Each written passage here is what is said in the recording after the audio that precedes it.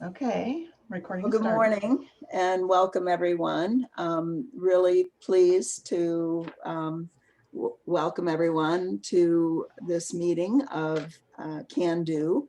I'm going to say a little bit more about CANDO a little bit later in the program, but our first speakers have some time constraints. So we're going to dive right into talking about early intervention and how it's gone online and what are some of the concerns and successes and issues with that. So our first presenter is Beth Cole, and Beth is the Provider Relations Manager for EI Colorado's early intervention program. She's been the lead team member for all telehealth activities in Colorado, which began in 2015.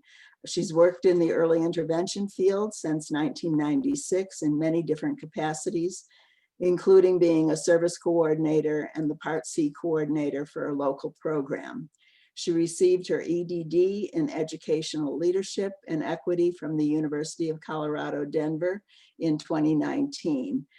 She's a Colorado native who lives in Boulder with her husband and son who has high functioning autism. And so Beth has been a welcome member of CANDO, attending for many years now, and really appreciate her making herself available for this morning's presentation. So I'll turn it over to Beth, and then when Beth finishes, I'll go to Melissa. But I just want to alert people that if you have questions, please put them in the chat. We'll try and address them in real time, but we will, if we don't get to them, we will assemble a document and give the answers to those questions. And I expect any of the presenters would be open to being contacted by you if you have some pressing questions. So with that, Beth,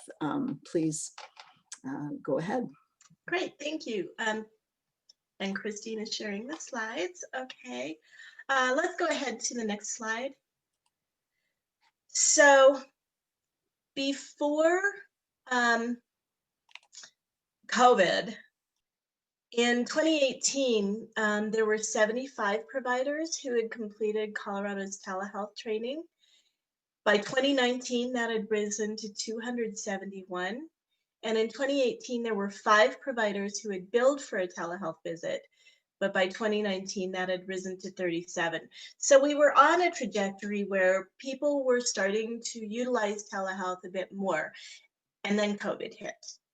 And so from March 2017 until March 2020, there were a total of 539 folks who had taken the telehealth training.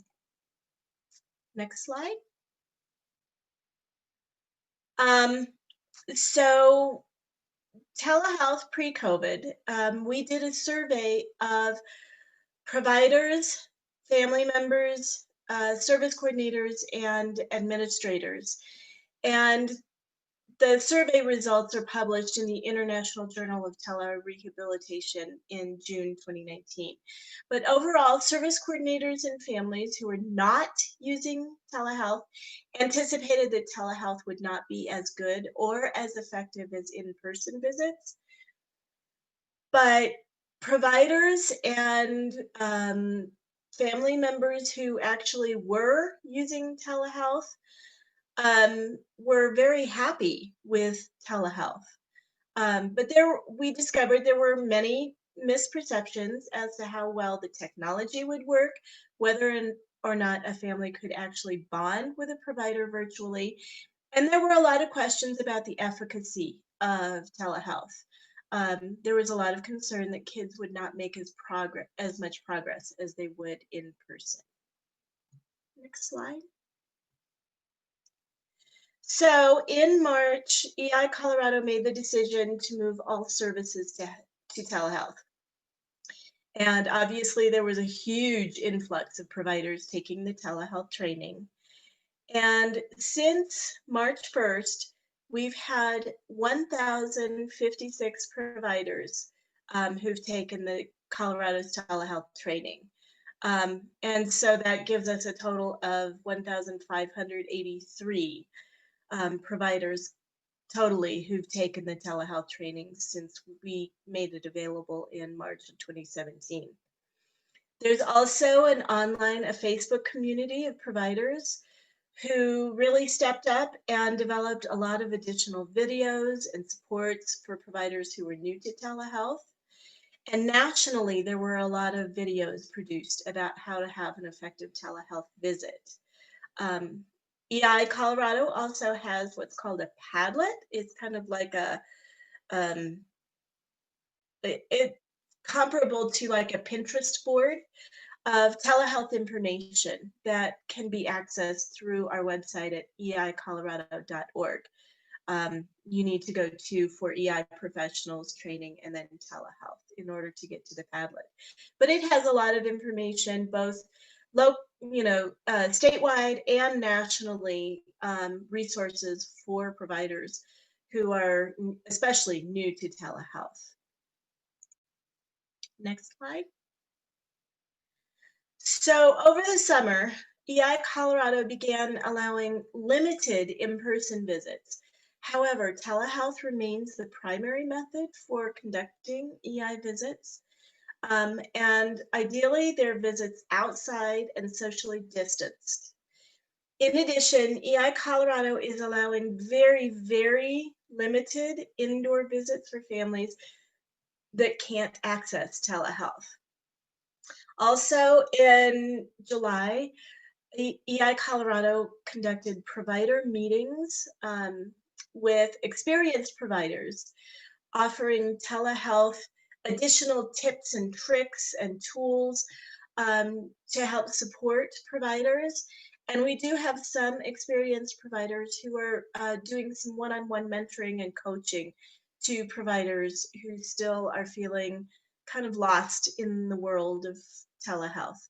And so we are very, very grateful for those providers who have really stepped up to support other providers, because this has been a very steep learning curve for many. Next slide. So EI Colorado anticipates that telehealth will be much more widely used even after COVID has subsided.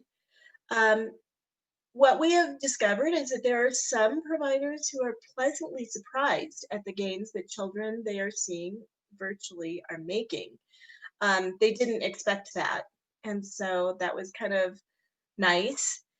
And the one thing about telehealth is it really embodies the EI best practice of coaching families and really having families very engaged in the process, which is how EI visits should happen, even when they're in person.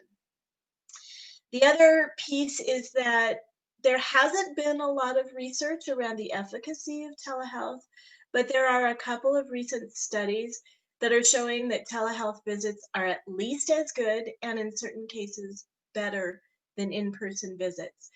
And the reason that we think that that might be happening is because parents are more engaged and they're feeling more confident about working with their child. And so the child is actually getting more intervention in between visits from the provider.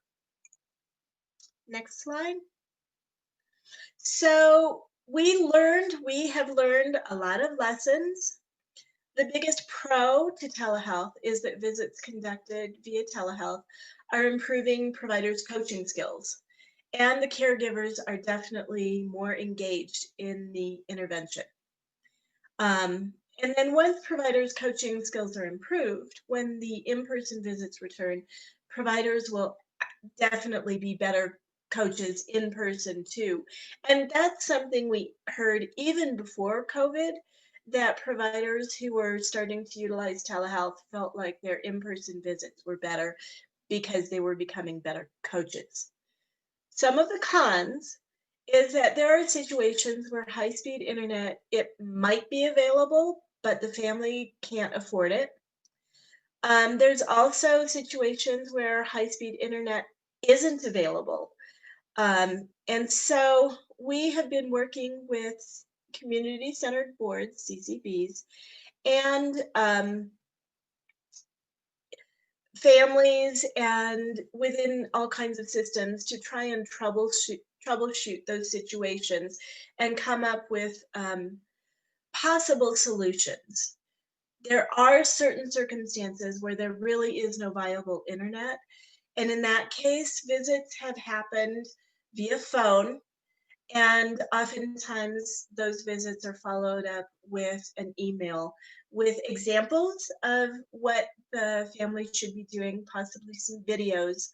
Um, but those are not ideal situations. Ideally, there is high-speed internet um, with video back and forth. Next slide. So one thing that we have learned is that there are families who use their smartphone for sessions, and providers are actually finding that this works better than they originally anticipated it would. Originally, they thought that the small screen wouldn't provide enough detail for the provider, but what we have discovered is that when a family props a phone up like on a shelf, the provider can really see a whole room and do a lot better observation. And so they're getting a lot of the information that they were afraid they weren't going to be able to get. We're also finding out that families who are initially skeptical about using it have generally warmed up to this method. One thing we found is that there were families originally when we went to requiring telehealth visits that they said, nope, I'll wait until you can come back in person. But after a month and it looking like, nope, telehealth is going on for a while, they reluctantly decided to go ahead with telehealth visits. And those are the families who actually were pleasantly surprised that it was actually working. There still are some families for whom this isn't the most effective method for intervention to be provided. And those are families who are uncomfortable being on screen. They're uncomfortable being coached and taking kind of the lead with their child. And oftentimes families who, for whom English is not their primary language, struggle with the technology.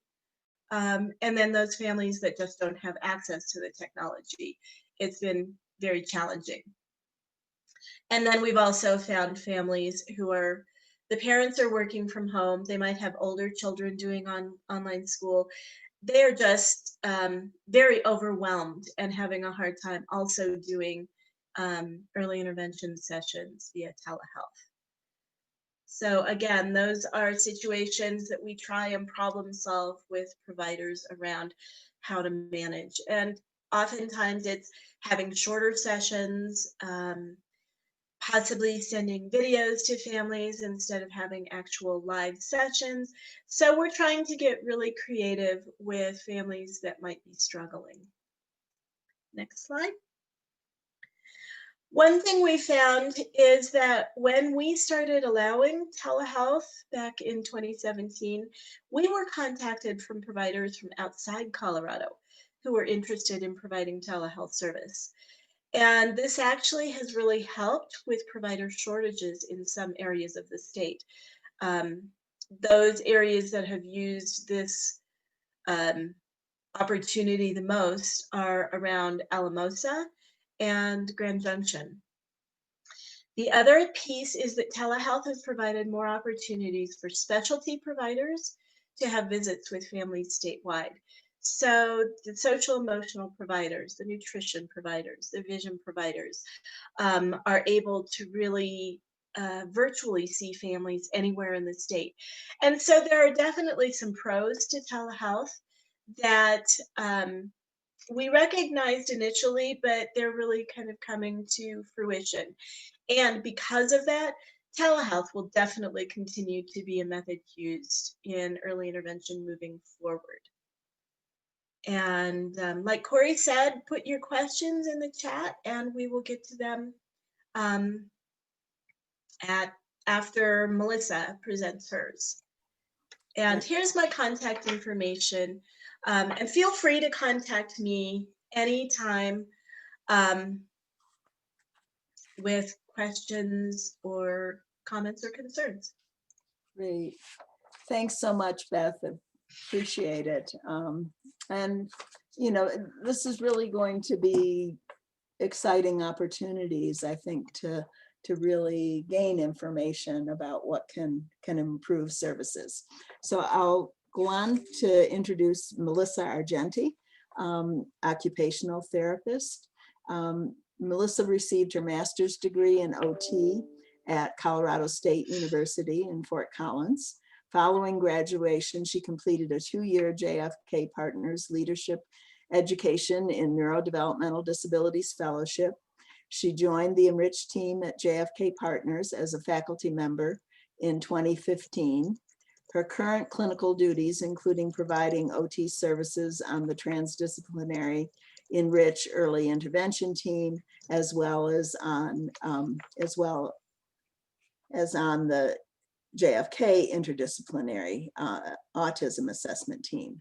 Melissa has presented to a variety of local organizations and other LEND fellows on how to identify common sensory motor impairments in children with ASD and sensory intervention strategies. She has advanced training in feeding, eating interventions, including sensory integration strategies, picky eating, GI tube transitioning, and positioning. Melissa also serves as fieldwork educator and mentor, helping OT students learn and understand pediatric assessments and interventions. So I welcome Melissa. Thank you, Corey. And thank you, Beth, so much for that kickoff to early intervention. So I'm an occupational therapist, and at any given week, I am seeing anywhere between 8 and 12 families through telehealth. So I'm going to go ahead and share my screen right now, and I can print my slides. Right.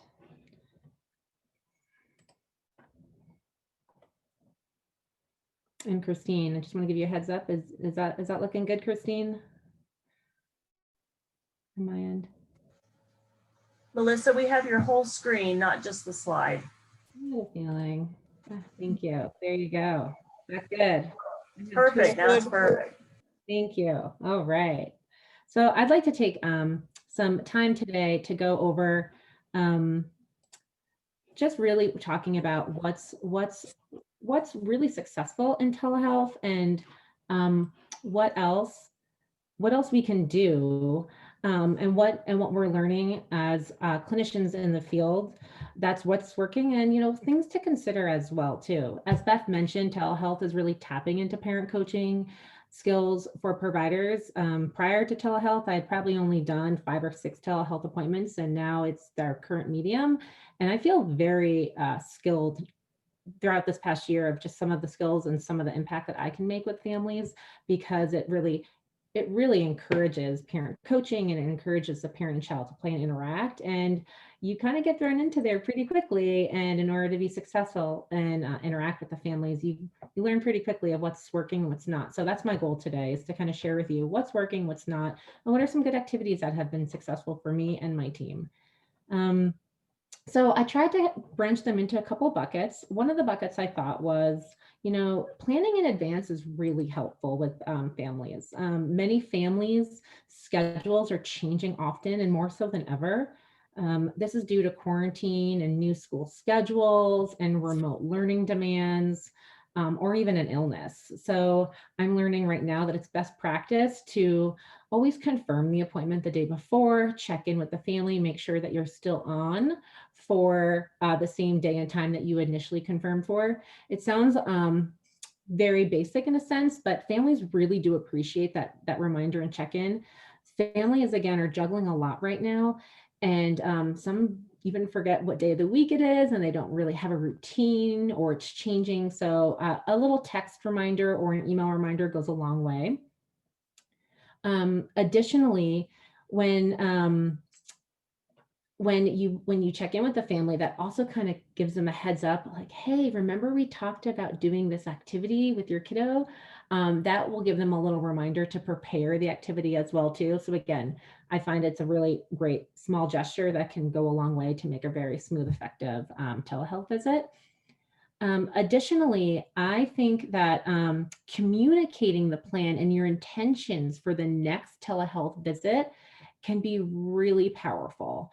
I think this is such an easy and undervalued strategy that can make it incredibly effective, and it truly emphasizes parent coaching. So as you wrap up a telehealth visit with a family, talk with them about what to do during the next visit and make a plan with them. And it could be something as simple as a small discussion. So you can say, hey, I noticed that little Johnny was seemingly a little dysregulated. Would you like to talk about sensory processing and maybe a sensory diet next visit?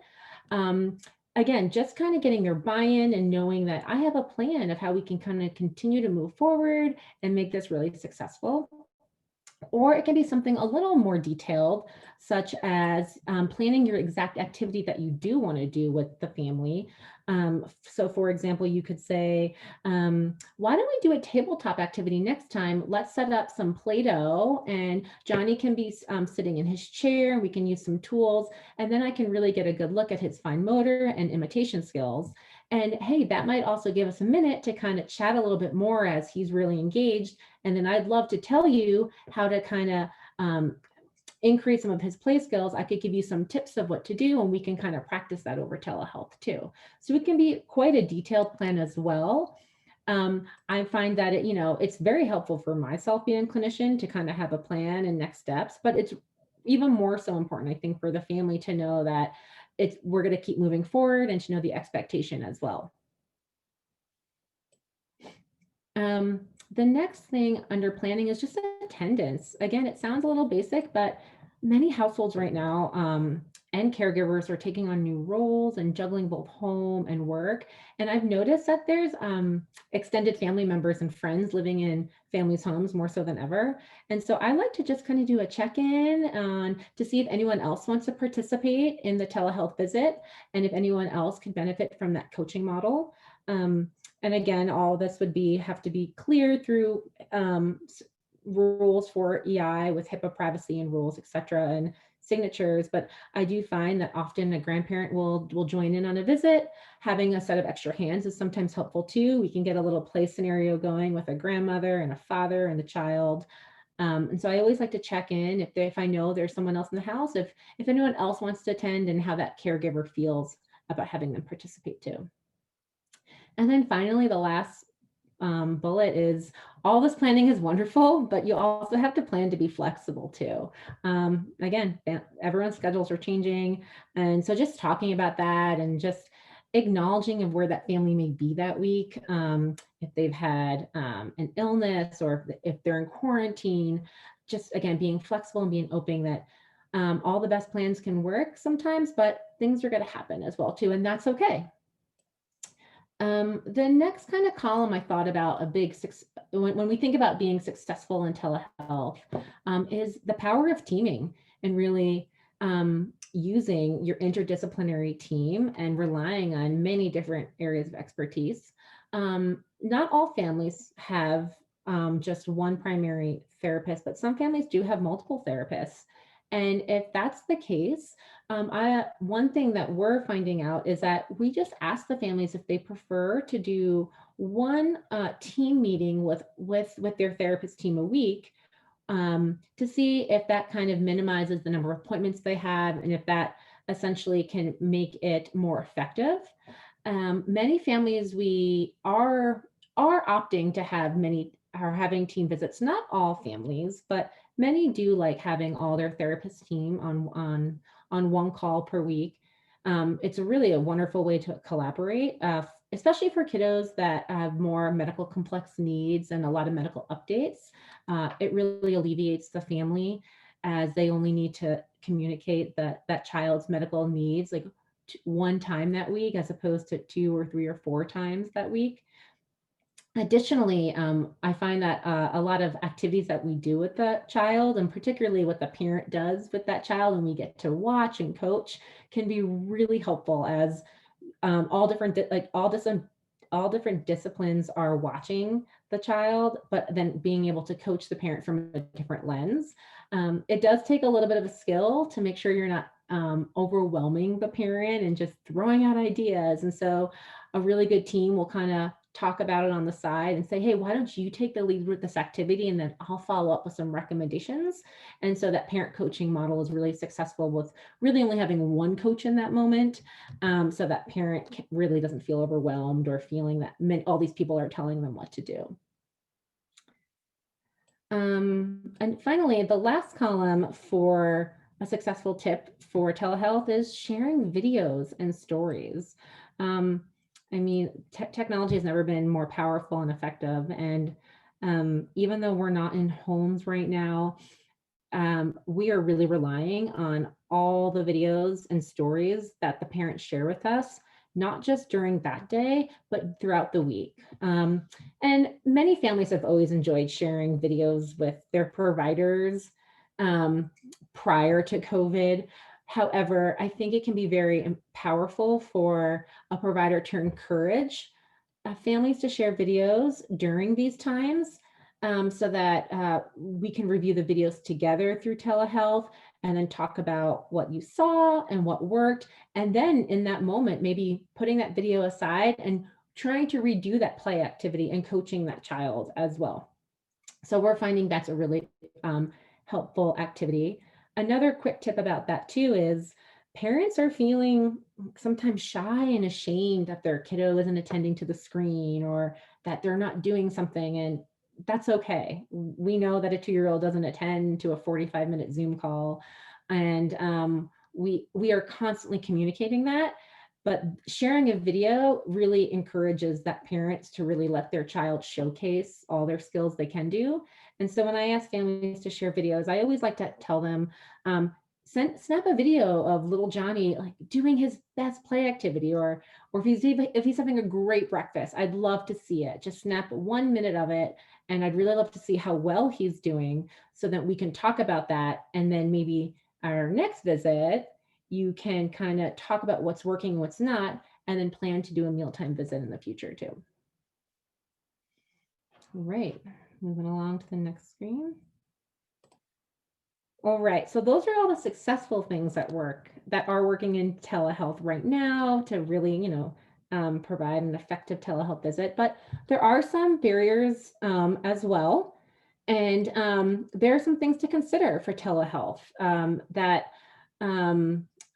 clinicians need to be aware of and try to do their best to manage as best as they can. So one of the areas is minimizing distractions.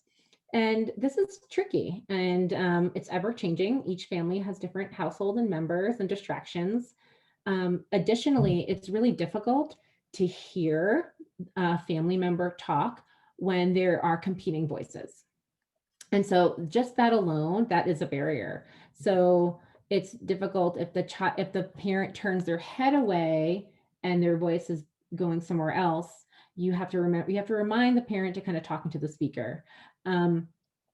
Or you need to, coach them to kind of put the tablet or laptop closer, etc.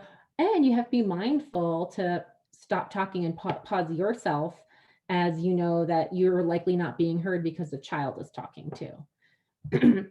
Additionally, siblings can be distracting. Siblings are wonderful, but it can be tricky, and siblings are home more so than ever right now because of COVID. But there are some wonderful ideas to work with siblings. We say include them. It's the true natural model of EI. It's their naturalistic environment. And so we're finding it very successful to include the sibling during the visit. Perhaps it could be as simple as, saying hi to the older sister in the beginning, asking about their day, and then having that parent, give the older sister a task, but then giving, that honoring that child and knowing that that child, got that one-on-one attention from the therapist too, and now it's time for that child to go off and do their own quiet activity. Or absolutely including them in the play as well. So if you're going to do an activity such as Play-Doh or sand, inviting the older sibling to come in and seeing how they're interacting, etc. A lot of this works really well with some advanced planning and communication with the caregiver and making sure that everyone's on the same page, and that fits the family's values as well too. Being another one of it is with distractions is just knowing that you can see a parent's feeling of being overwhelmed and being disheartened when it is really difficult to communicate because of the environment. So just be aware of that and be sensitive. And know that it's okay to switch platforms. So as Beth mentioned before, a lot of families are having a lot of success on their phones.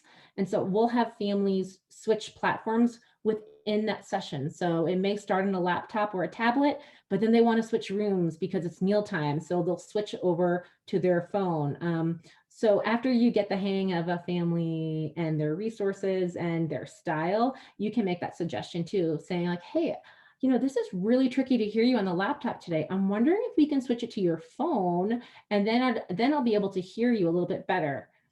So again, just kind of getting to that groove a little bit and asking if switching platforms could be effective. The next consideration and kind of bucket is pushing through a visit.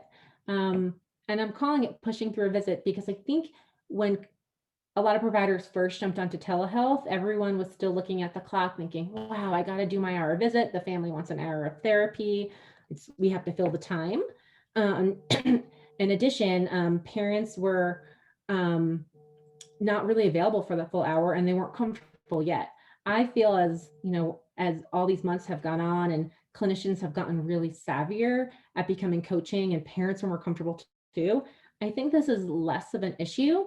But I do think it's really important to know that it's okay to end the visit early. Don't push through a visit if it's not going well, if the child's having a meltdown, if the family's having a hard day or hard week, it's okay to end it early. A 30-minute visit can be just as effective as a 60-minute visit too. And then finally, managing behaviors and routines.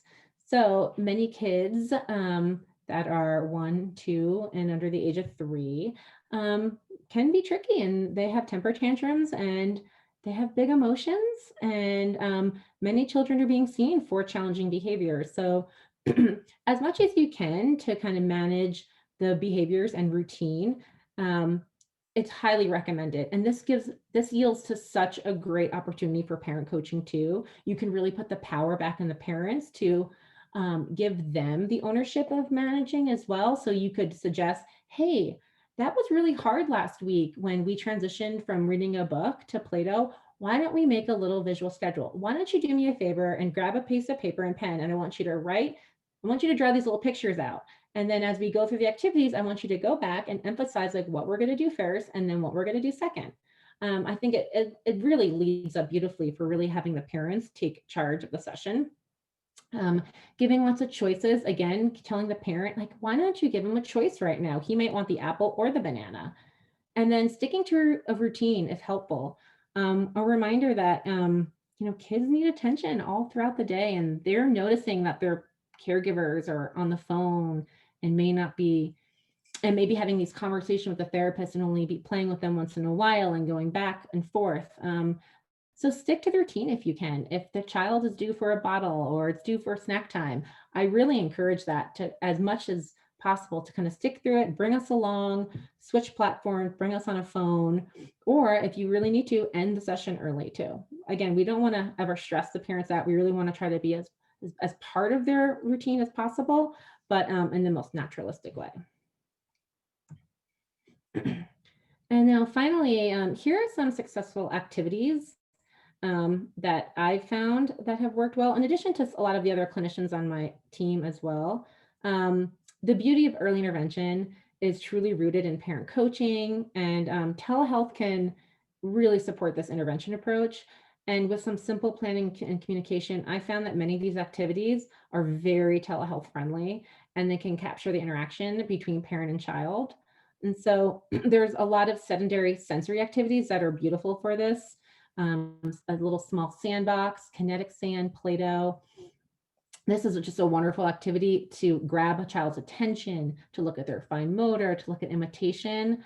But what it also does, it actually allows the parent and the clinician to have a little more one-on-one talking time and coaching time, because typically a child is very engaged with that activity. So I'm finding parents really like these sensory tabletop activities to have some good catching up time, to tell about a medical appointment, and then to talk about an activity without having to manage a lot of children on the floor. Reading a book is a very powerful one. Most families have a book easily accessible, and you can really encourage a parent to read a book with their child and then talk about that and then use that as a discussion point. Another activity I like to do is sharing one toy. And what I'll do is I'll typically share a toy on my screen, and I might show it to them and kind of get a little rapport with the child, depending on the child's age.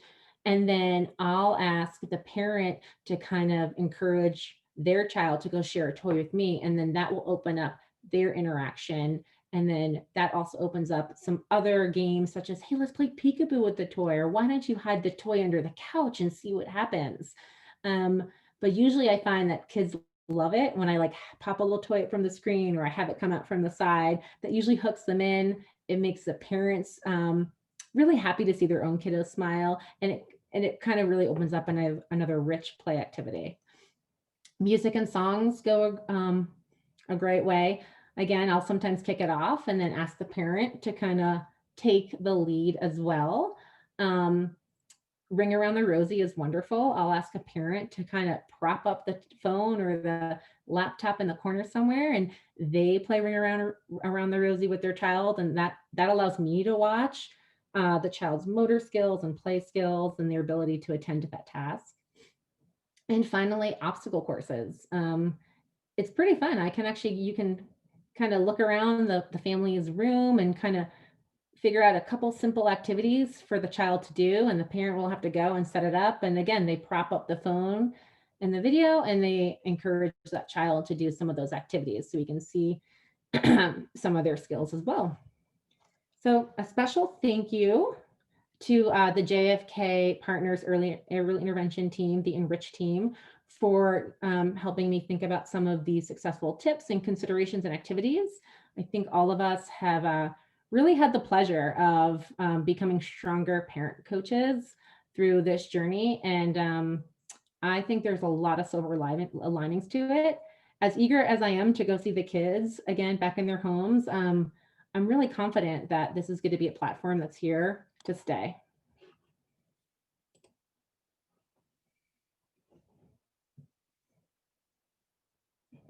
And I will go ahead and Melissa. Yeah, I'll go ahead and put my contact information in the chat box for everyone. great. And it looks like we've been handling things so far, and great ideas. We're running a little bit behind time, so I'm gonna pivot to telling you a little bit more about CANDO.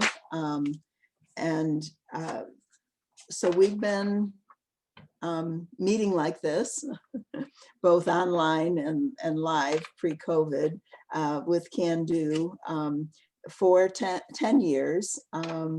The instigation was around the Governor Ritter's Autism Commission and development of a 10-year plan. CANDO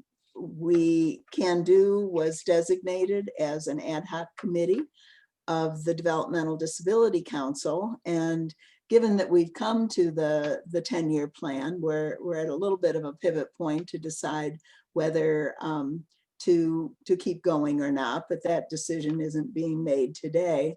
But what I want to do at this point is introduce you all to Joelle Bruner, who's the executive director of the Colorado Developmental Disability Council. And she's going to say a few words. And historically with CANDO, we've had, I've chaired it, but I've had I've co-chaired it, and I've had a parent co-chair. And happily with this session, we now have After a bit of a hiatus, a co-chair, a parent co-chair from the DD Council, and Joelle will be introducing him. But Joelle comes to the DD Council with deep appreciation and respect for her peers with intellectual developmental disabilities and their families. Over a lifetime of absorbing the day-to-day realities of people with intellectual and developmental disabilities, examining systems and learning issues, Joelle has participated in the ongoing struggle to realize civil, human rights, equal opportunity, and power. She has focused on increasing well-being and economic advancement within disability communities in Colorado and Washington state, and I would say nationally as well. Joelle worked in the field of vocational rehabilitation for 13 years in executive leadership roles. Before that, she organized in disability communities and supported survivors of sexual assault or domestic violence with intellectual and developmental disabilities to increase safety and independence. Joelle has been actively involved in a wide range of advocacy activities to support independent living and systems accountability. She earned a Bachelor of Arts from Seattle University and a Master of Public Administration with a concentration in public policy from the Evergreen State College. And with that, we'll turn the platform over to Joelle, and welcome. Thank you. Well, good morning, and thank you. Thank you for that gracious introduction. And to everyone here, good morning. At least where I am in Aurora, Colorado, it is cold this morning. So I hope you are not cold where you are. You know, 10 years is a long, short time. And I just want to say that we know that systems change really takes time. And the partnership between the University Center for Excellence in Developmental Disabilities, doing business as JFK Partners, and our council, the Colorado Developmental Disabilities Council, predated the establishment of that partnership, predated my tenure with the council. And over time, we had committed members and colleagues. Donna and Michael are here, and Michael has been part of our legislative and public policy committees. He's been a council member during that 10-year period. We had Shannon Seacrest, Jeanette Gonzalez, a lot of people who have been part of the council sphere have really cared about CANDO and have appreciated how the concept of CANDO went from an idea in the Ritter administration to something that gained speed. We know that Corey and Carol Meredith are together a force of nature to really create change. So the original charge has drawn to a close, and now the group gets to build a future or think about what would be next. And as the council has been part of the process, we continue to see value in the dialogue, the work, and the relationships cultivated here. And so what we decided to do is recommit to this partnership in a different way. Within our enacting legislation, the Developmental Disabilities Assistance and Bill of Rights Act, JFK Partners is a what we call one of our sister organizations.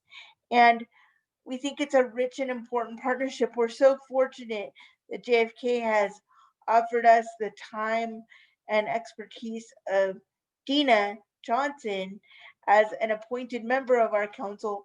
But we also wanted to share the insight, the strength, the wisdom, the skills, and the perspective of one of our members who doesn't represent an agency. So our council is comprised of people with intellectual and developmental disabilities, parents, guardians, or immediate family members of people with intellectual and developmental disabilities, and representatives of particular agencies that provide key services or supports or administer systems that people with disabilities often use.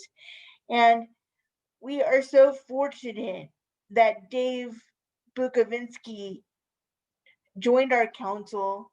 And I'm here to really introduce you to Dave. Dave, I see that you're not on camera. Do you think is it? Oh, there you are. Okay, hi. Um, Dave has been a member of our council, I think, for about 14 months or so. Is that time has gotten a little stretchy during COVID, so it might be a little bit longer than that. But we're really fortunate um, to have Dave on our team for several reasons. Um, First and foremost, he's the father of two children, um, his son Connor and his daughter Megan. His wife is Lori, and they also live in Aurora. And Connor is a person with autism who is vibrant and in that phase of life where he's transitioning to adulthood. And so I think Dave's perspective adds tremendous value to our council. He's a good listener. He asks incisive questions. He can take an hour and a half discussion and boil it down to 2 points and move it forward. And I think that's a real strength. It's not as common in general in my experience of advocacy that well, the best way to say it is that we often see more moms than dads. So we thought that we would that Dave's interpersonal skills, his way of thinking, his own commitment to issues for people experiencing autism, and his strengths, as well as kind of his background in the private sector and doing some tech work, add some interesting balance and perspective to the discussions that we have. And we thought he would be a wonderful representative to CANDO on the council's behalf. And he was super excited about the opportunity, not only to just participate into CANDO, but to think about how it fits in the council's broader strategic work. So I know you're running behind on your agenda, so I just want to introduce you to Dave, and to thank you for being in partnership with our council to this point in the life of CANDO. And we look forward and are open to figuring out what the next chapter of CANDO can look like. I don't know, Dave, if you want to say anything about yourself or if anyone has any questions. Yeah, I mean, I can certainly say a few remarks before I introduce Lori and Carly, if we're at that point, Joel. I think Okay, so. great. Well, thank you very much for that introduction. It's, you know, it feels like, it might feel like 14 months, but I've actually only been on the council for 4 months. I was appointed by the governor in July. So I'm going to pretend that's a good thing, Joel, that it feels like 14 months. Because we've been talking for so much longer than that. So I've been truly blessed to not only join the council, but be introduced to a fantastic set of people. Both Joel and every other member of the council I've been just in learning mode from for the last 4 months. Tremendous insights and intellect. I've been very fortunate to be appointed to the CANDO subcommittee, and meeting Corey and Christine Cook has been a real pleasure. And I mean, again, the amount of knowledge that is present both within those councils and I'm sure on this call is truly amazing. So just appreciate the opportunity to give back to the community and also further educate myself and provide value into this entire larger ecosystem. So Joel, thank you for that opportunity, and Corey, thank you for that opportunity. I appreciate it. So I want to introduce a couple people for this next session. So Carly Smith is a board certified behavioral analyst. She has a bachelor's in psychology from CSU and a master's in special education as an intervention specialist from the University of Northern Colorado. She's been working in the behavioral community with various disabilities, including intellectual and developmental disabilities, since 2012. She has been our family's lead BCBA and program lead for our son for, gosh, well, the last 3 to 4 years, and she oversees all aspect of his programming. Connor, as Joel mentioned, has autism. He's a senior, he's 17 years old. So she has been instrumental in structuring his programs both at home and helping out in the school environments as well. And her insights and interventions during this pandemic from a telehealth perspective, I think will benefit everyone on this call, because her and her team have put together some really innovative programs to make sure that Connor still progresses during these interesting times. And then also joining Carly is my wife, Lori. She's a native of Loveland, Colorado, has spent time in Arizona, Nevada, and Washington State.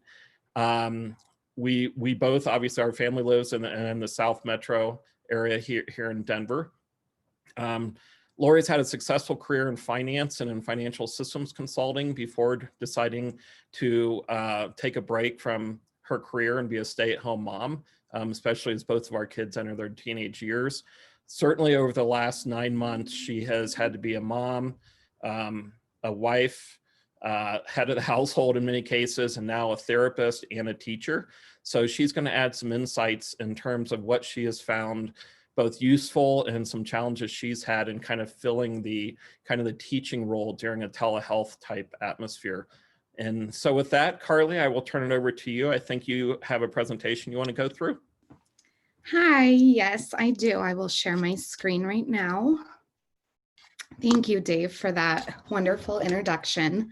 I want to start by saying I adore working with their family, and Dave and Lori both are such wonderful parents that are always on board with any type of programming for their son. And, you know, they're just the ideal parents to work with, especially during these really, really hard times. So I appreciate you guys a lot, and you make my job a little bit easier. So I'm just going to jump right in. I am talking about therapeutic interventions for teens during COVID-19. I do want to mention that everything I share during this presentation does not just need to be for teens. I work with individuals from 3 years old all the way to 20.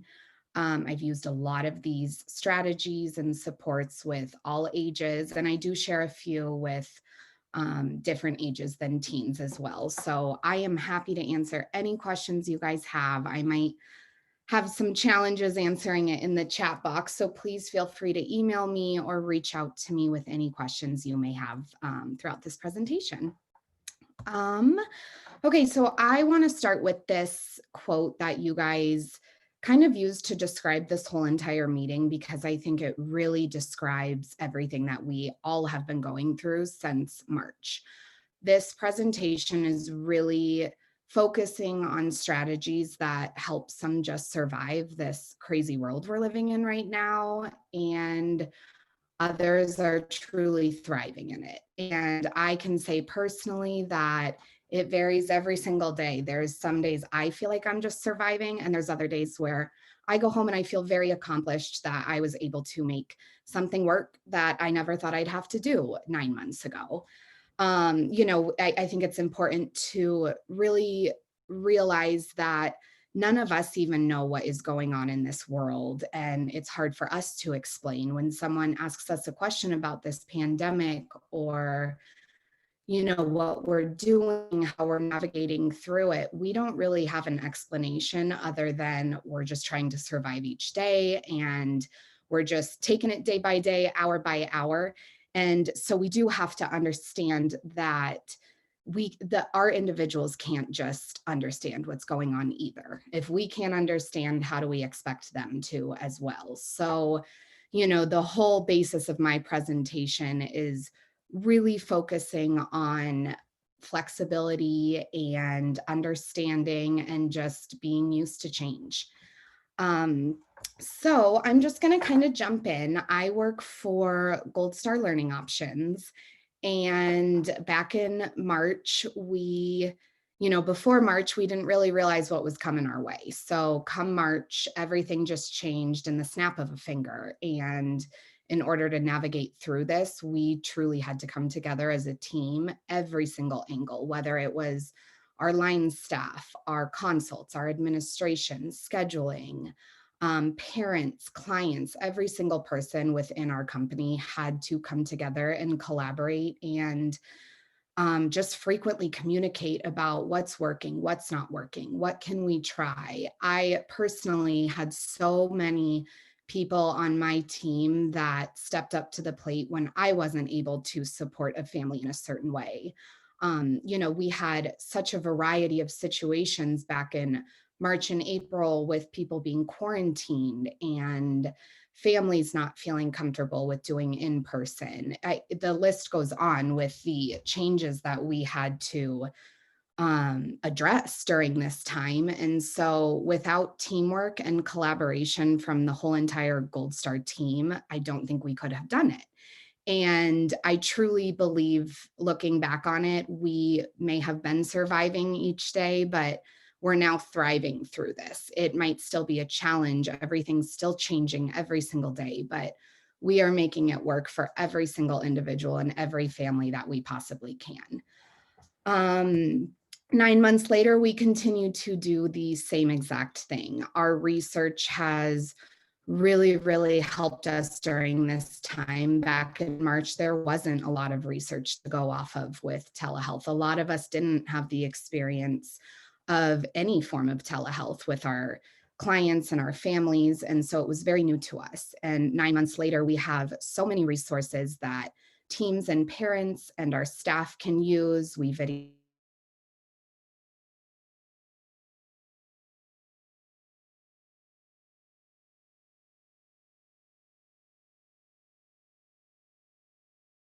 communication. So kind of going into more of the specifics with our sessions, we personally, we had very different levels of, there were some people that were comfortable doing in person still. There were some people that said telehealth is the only option. This is all that works. And this is both staff, families, clients. There were some families that only wanted outdoor therapy sessions. There were some that didn't want anything with telehealth, anything in person. So we just made phone calls and check-ins work with families. For those specific situations, we had to get very creative and find a way to still connect with our clients, even though we can't see them at all. And so making videos of us and just sending it to the family so the individual could watch and see that we still are there. We're still out in the world. There's still an outside world out there, even though you might not be leaving your house at the time. There's still that life out there, but it is very different right now. And then something that I will be touching on more later is social group and how we made that work as well.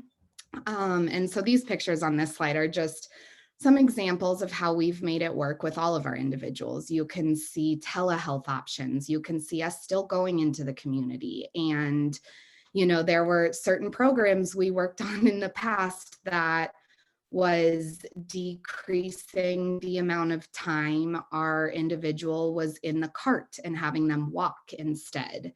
And COVID kind of put us back on that therapy, and we had to put them back in the cart. And, that wasn't a goal anymore that we were working on. So these pictures here, just represent the variety of options that we provided for all of our clients. And if some of them couldn't wear a mask or did not tolerate masks, let's put a program in place. Let's figure out how we can do this. Let's take those extra precautions so we can still provide the therapy that the family would like to have.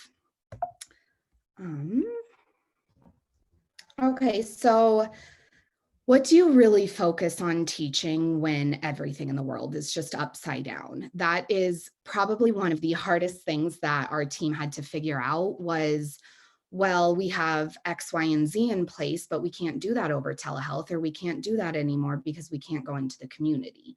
So something that has really helped me personally, and I have shared with my team and all my staff, is acceptance and commitment therapy. I've been educating myself on this for the past year now. And it really, the goal of acceptance and commitment therapy is to teach psychological flexibility.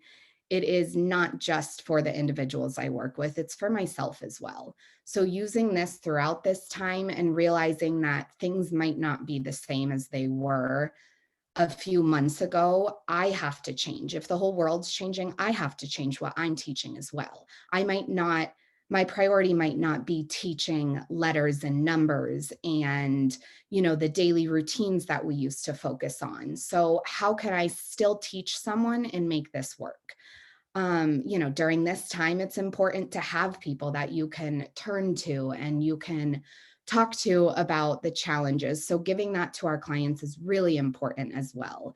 And acceptance and commitment therapy has really helped me navigate through exposing my clients to a whole new form of therapy and letting them open up about things they feel and their thoughts that are in their head rather than just shutting it down, because that is so important. We all need people to turn to. And so if that's an option for us, we will make it happen. And the parent training and family involvement, that is, one of the biggest things that we did have to focus on as well, because for those telehealth sessions that we can't be there for the parent, we can't physically step in and model how to do it.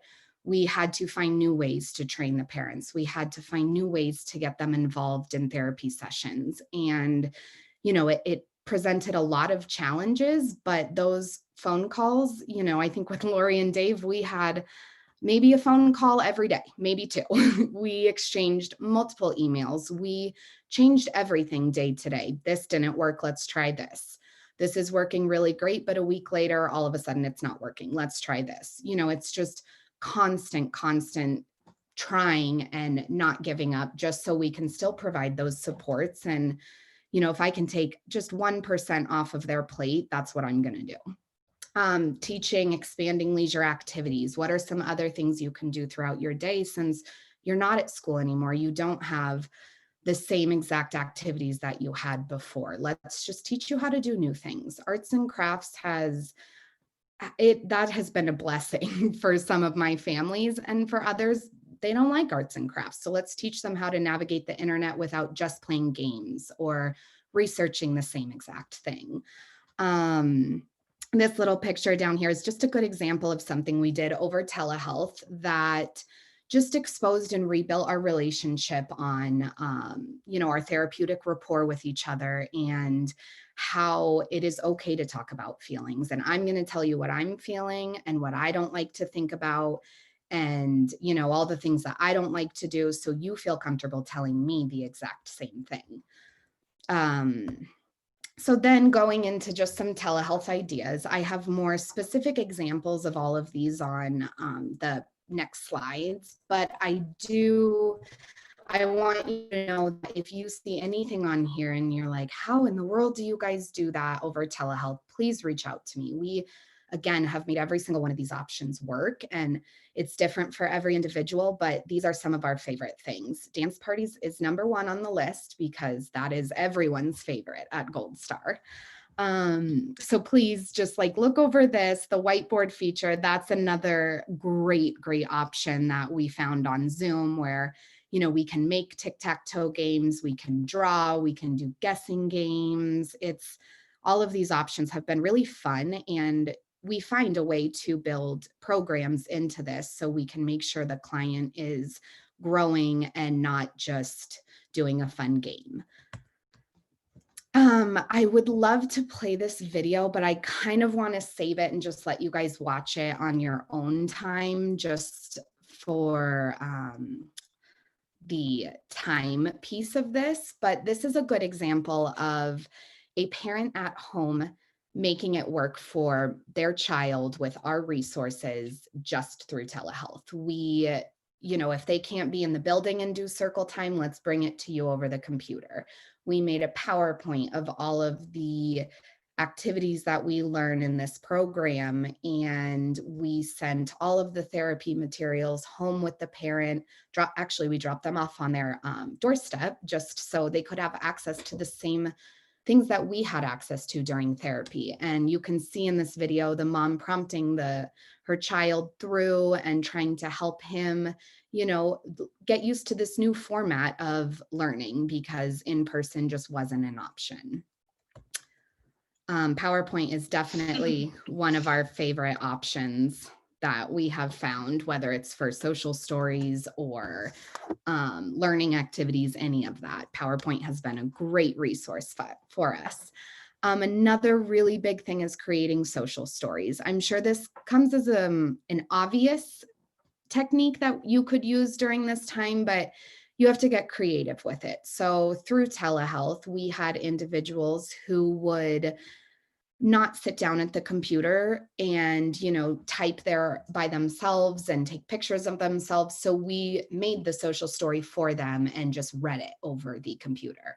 We also had individuals that made the social story with us on our telehealth session, and they would go take their pictures and learn how to insert it into the Word document. And, these examples here on this slide are highlighting the social stories we made when the lockdown happened and when we moved to telehealth with certain families, but we have continued creating social stories. We do it on emotions, we do it on your body, we do it on rules at home. And, just what's happening in the world. Do you want to learn about COVID? Let's do a social story on it. So we've gotten really creative with the social stories. We may never print them for some of our individuals, but just to have access to that on our telehealth sessions has been such a great resource to have. And it just helps, that it's that permanent view of what is going on in the world. And, oh yeah, I made this story. This kind of helps walk me through everything. Another really good resource and strategy to use is creating schedules. So yes, we all know about the normal schedule that we create with the visuals, and you can move it over to all done, or you can just write 1, 2, 3, 4, 5. This is what we're doing today. But we really had to get creative with this, especially over telehealth. When we had social group meetups, we would create a little checklist of things that had to get done throughout the session, just so the individual knew what was going on. And let's build some choice making into that. Let's do my choice, your choice. Let's do like some rules that you have to follow.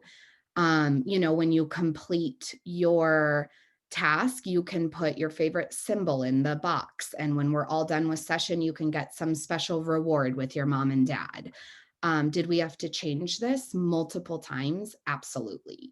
After a little bit, we realized maybe this just isn't working anymore. It was fun for the first 2 weeks, but it's not effective anymore. So again, just going back to what I said at the beginning of the presentation, don't be afraid to change things. It might work for 1 week, but the next week it doesn't. So just be flexible with that.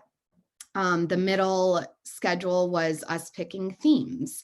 And, you love to look at the internet and you love to research things, but let's pick some new themes instead of doing the same thing every day. So let's create a schedule off of that. And then the one on the right is something I did with multiple families as well, of just making a big schedule for their house so they could wake up in the morning and see what their day was going to be, because I have to personally look at my schedule every day. And, it's not fair for us to just expect them to wake up in the morning and just go through their whole day with no one telling them anything that's going on. Let's show them if they're going to have someone come to their house, if they have to jump on a Zoom call. Let's put those visuals on their schedule and include them in making the calendar as well. And then our personal favorite is the social group. This is just such a cool opportunity that we have been able to work on for the past few years, is getting a group of teenage boys together and just creating a friendship and working on those social skills without it being with your therapist or your, parent. It's more focusing on you actually having those real life peer interactions and creating a friendship and a bond and trying activities that you might not like, but your friend likes.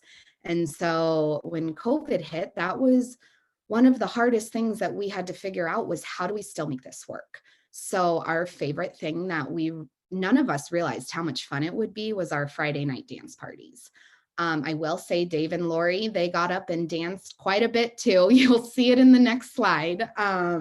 It's amazing. It was the best and still is. We still continue to do this. It was the best way to end a really crazy week of no consistency and change and failures and all of that. It was just, it put a smile on every single person's face, as you can see in the picture on the slide. And Miss Bernard, who could not make it today on this talk, he spends time every single week putting together a plan, whether it's in person or telehealth, to make our social group work. And these boys have just created such an amazing friendship. And it's really cool that we've been able to make it work over telehealth. And, we have our clients saying, when's the next time I get to enter in the numbers so I can see my friends? And, they're talking about putting in the codes into Zoom just so they can interact with their friends again, because they really miss them. So this was a really, really cool thing that we've made work as well.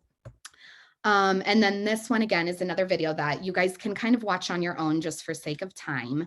But there were some families that telehealth just wasn't an option and in person wasn't an option. And I personally did not think just to check in with the parent was enough. So how can we interact with this individual? Let's all make some videos and send it to the parent. Let's make videos of us making our bed, because that's what we teach you when we are in your home. We teach you how to make your bed and brush your teeth. So I'm going to show you me brushing my teeth and making my bed. So this is one of our therapists that sent in a video to one of our individuals just to show him he's making his bed in the morning, just like you have to. Even though we're not there, you still have to follow that routine. I gotta make my bed.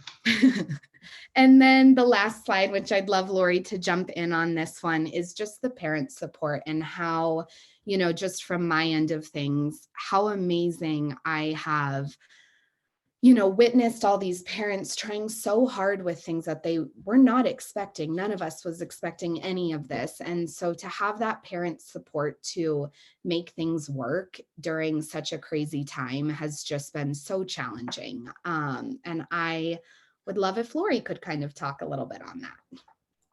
Okay, great. Hi, everyone. Thanks, Carly. I think you've done a great job of kind of, describing how therapy has worked in this really challenging time right now. In the interest of time, I think I'm just going to focus on the remote learning, since you've kind of covered the therapy side of it. The remote learning has been a huge challenge, and I can't speak for, the younger kiddos. I can only speak of it in terms of having a high school student, but it's been rough. It's been challenging, but some of the things that I have learned, just every day, wake up, take a deep breath. We'll get through it. Patience has been hard to come by some days, but you got to have it every single day to just get through this.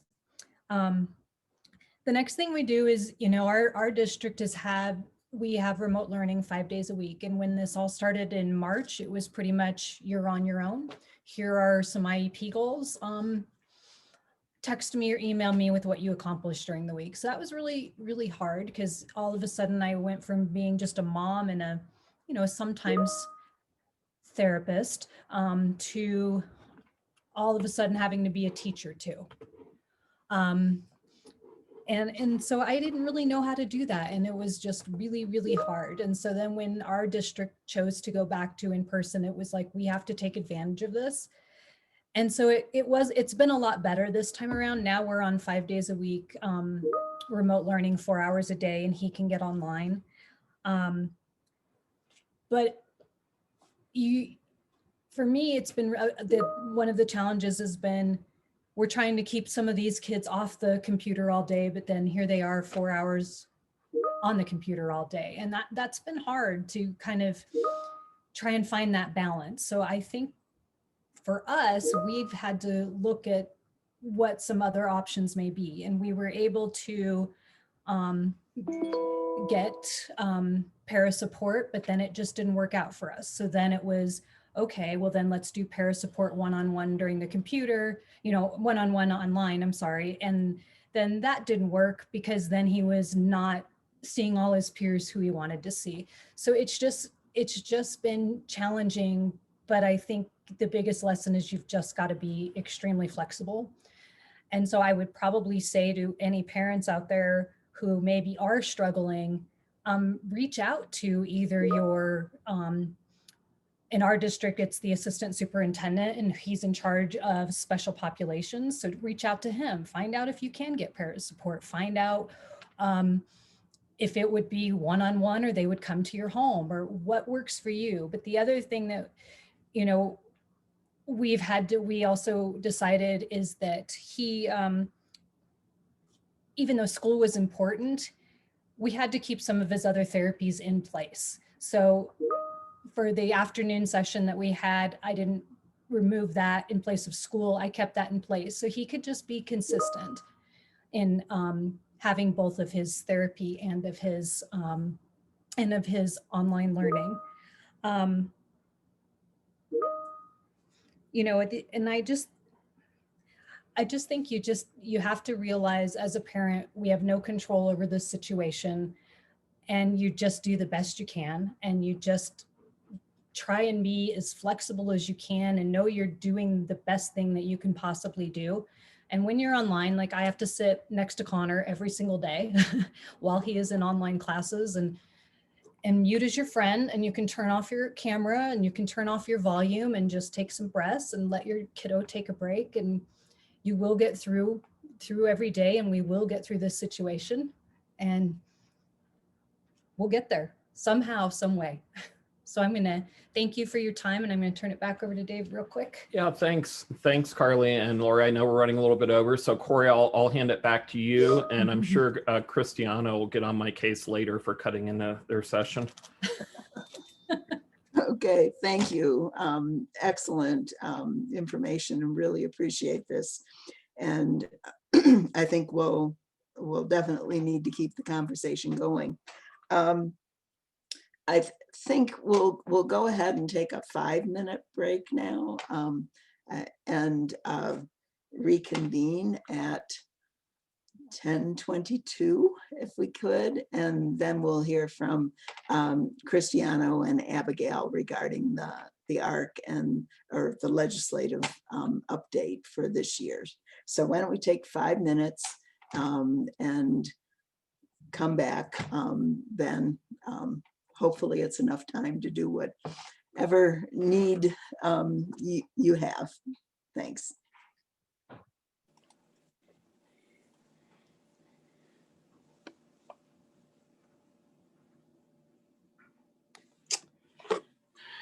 Don't know why they did this. Well, we didn't know we were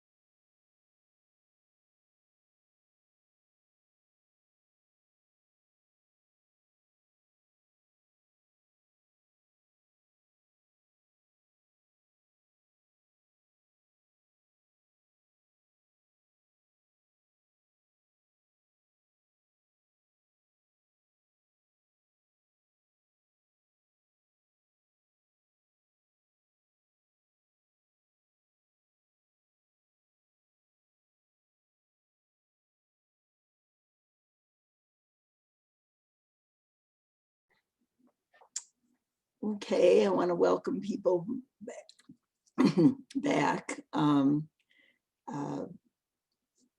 Christine or Dina, are we set to start up again?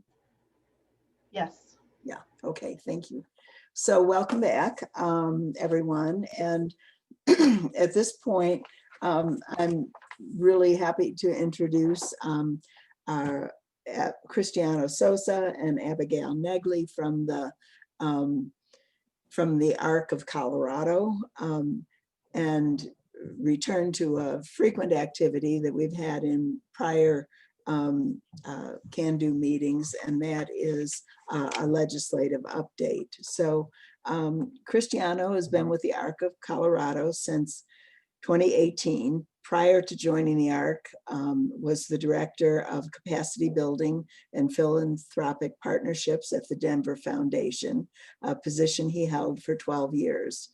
Prior to that, he was executive director of the Northern Colorado AIDS Project in Fort Collins, where he engaged extensively in public policy advocacy for men, women, and children living with HIV. Cristiano is a Colorado Trust Fellow and former commissioner for the Denver Office of Strategic Partnerships. He has taught courses in wealth and philanthropy, resource development, and the student-oriented field experience in the Masters of Nonprofit Management program at Regis University.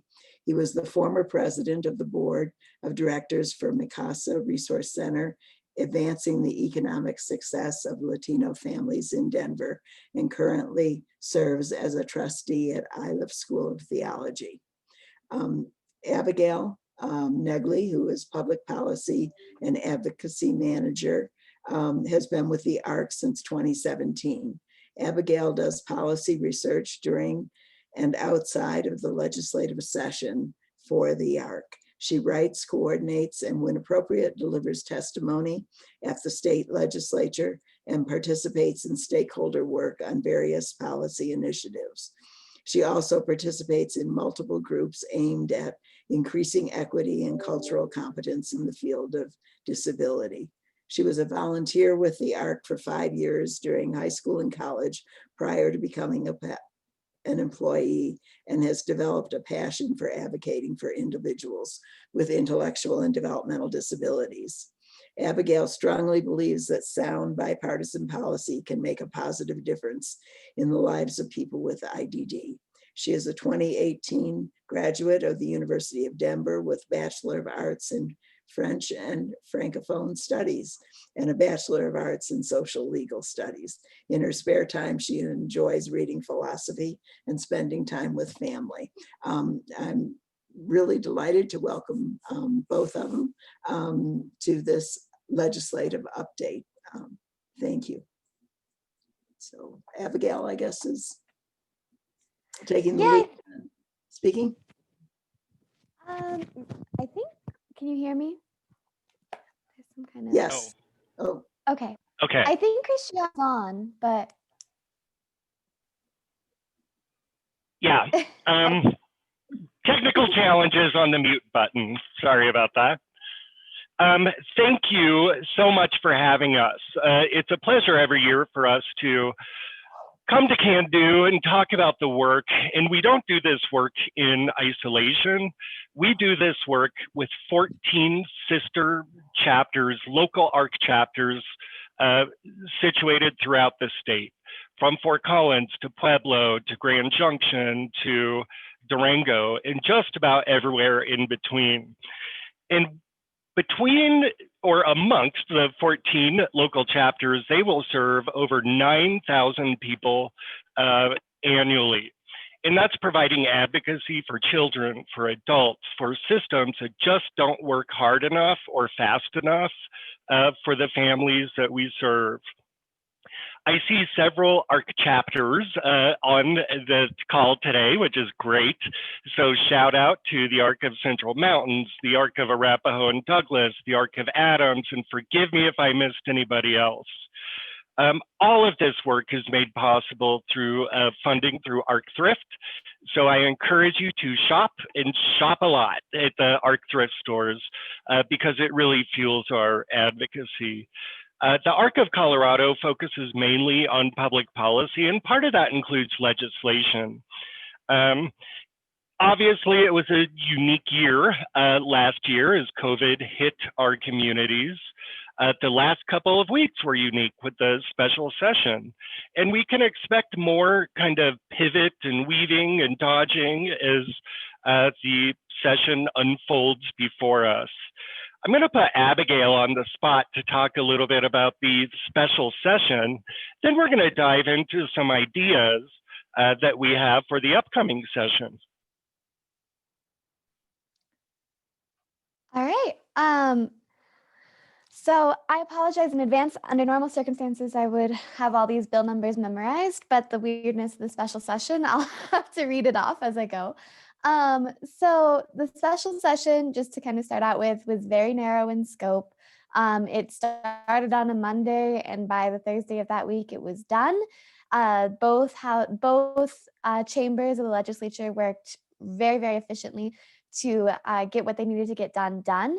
And part of the reason why they were able to do that was that the session was very, very narrow in scope. Bills that failed because they were outside of that scope, which was basically high level, just COVID assistance and relief.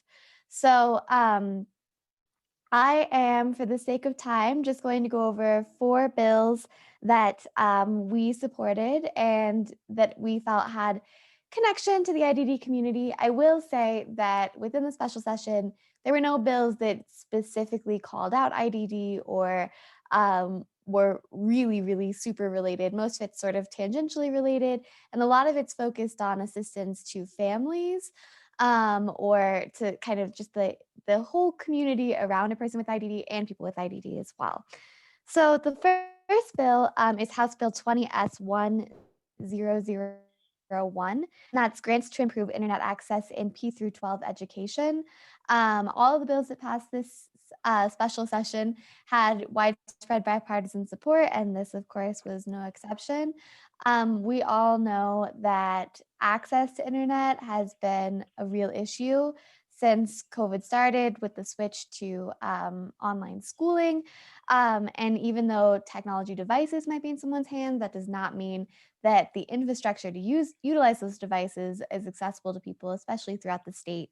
So these grants will go to schools, districts, and they can be used for students, teachers, and other faculty members at schools to help create that broadband and other internet infrastructure to help ease those constraints. It also creates an information grant program that will help get information to families about broadband services that are low cost or free. House Bill, and that obviously passed. House Bill 20S1003 is the Food Pantry Assistance Grant Program. This expands and extends the Food Pantry Assistance Grant Program to June 2023. So it extended the timeline of that by an entire year. And it insisted that all of that money has to be issued by the end of December. Food insecurity continues to be a major problem. It was a problem before the pandemic. It's a problem now, of course. So great assistance to many, many families. That also passed. Senate Bill 20S002 was the Housing and Direct COVID Emergency Assistance. I saw some interesting conversation in the chat about housing, so this is timely. This would direct grant money directly towards people who are facing housing instability or insecurity. We know homelessness is up. We know that housing, again, was an issue before the pandemic, especially in the Front Range. We know that it has gotten worse. This also moves money into the Eviction Legal Defense Fund, which is excellent. I know that as ARC chapters, we've really experienced an influx in calls about people facing evictions, particularly individuals with mental health needs. So this is a great move for the disability community broadly, I think. Also passed.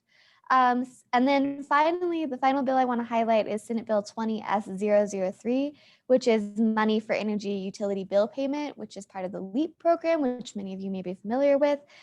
This provides direct assistance to individuals who may have trouble paying for utilities and energy during especially these winter months in the midst of another surge of COVID. And again, this will be through Energy Outreach Colorado, which will be distributing these grant programs. I know I talked quickly. I'm trying to make up some time for you all. So if anybody has any questions, we'll have time for that. You can also, of course, email us directly and we'll be happy to answer that. Thank you, Abigail. It was a frenetic 3 or 4 days, all in Zoom, which I think we're getting a little bit more practiced at, which is great. Last session really ended as a result of COVID. They closed the doors.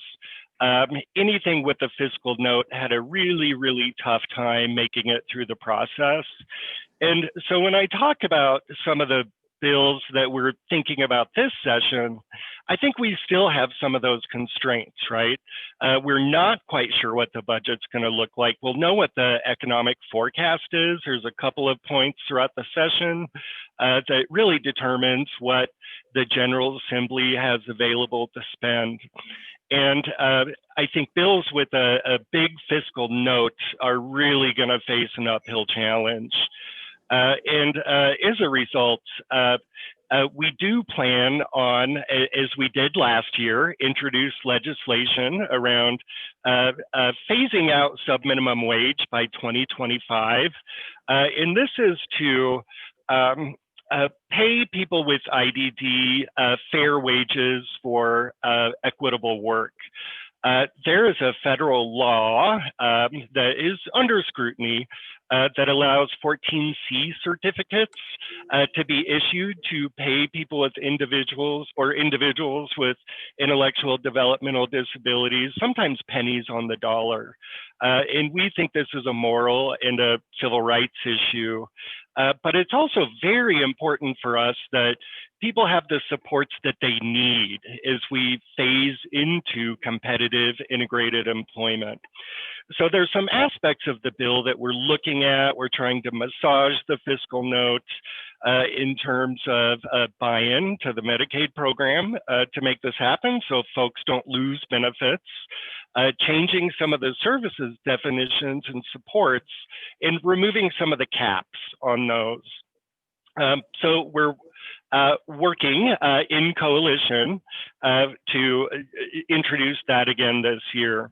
The next one is around supported decision-making.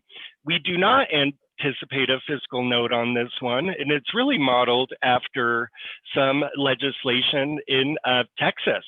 And, for all the Texans on the phone, I think we can do better than Texas, even here in Colorado. And what it does is it provides an alternative to guardianship. I know that there's been discussions with this group, the sort of during the transition age, the school to guardianship pipeline. It doesn't replace guardianship, but it adds a in statute alternatives to guardianship. And we're working with our partners at Disability Law, CCDC, and others to make this a reality. The next bill was one that we got about halfway through the process last session before they shuttered the doors and the windows, and it's about behavioral health. And this is another ongoing discussion at CANDO. We see a huge gap. We commissioned with JFK Partners a study in 2014 and ran a bill in 2015 to create a pilot to address the huge gap of providers or wraparound services for folks with IDD and to get workforce trained in dual diagnosis. We hope to bring that back again this year as well.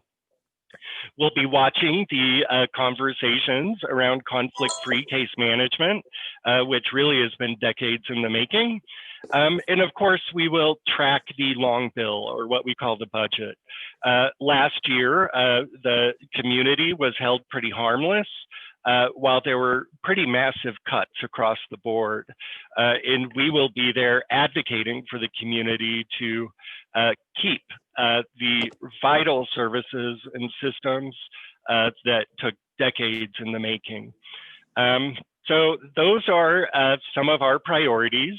Happy to open it up for questions. This is Christine Brown from Ohio. I have a question about your sub-minimum wage topic.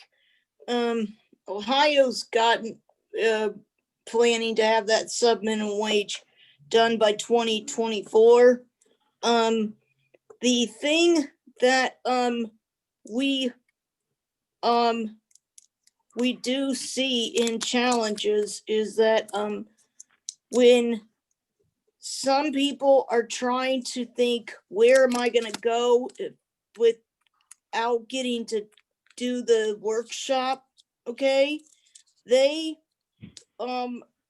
we are now in the phase to where in the workshop, no one can get paid. It's going to be all activity, no pay allowed. You have to be in some community setting job. I don't know what that's going to look like for Colorado, but I'm telling you what Ohio has done. Yeah, I'd love to learn more. Christine, can I contact you and maybe we could talk offline a little bit about your experience? Sure, I'll put my email in for everybody here because we have even a supported decision-making group in APSI is the group that focuses on that. So I'm writing the email in. You know, we always love to hear about other states' experiences. We learn a lot from that, especially from that boots on the ground perspective. So I look forward to the conversation. I just sent my email through. Super. Yes. This is Maureen Welch. I'd like to make a comment. Sure. Hi, this is Maureen Welch. I just wanted to mention to everyone on this call that actually supported decision-making was added into statute last session. And that was a work that I did with a few other stakeholders, independents, not organizations.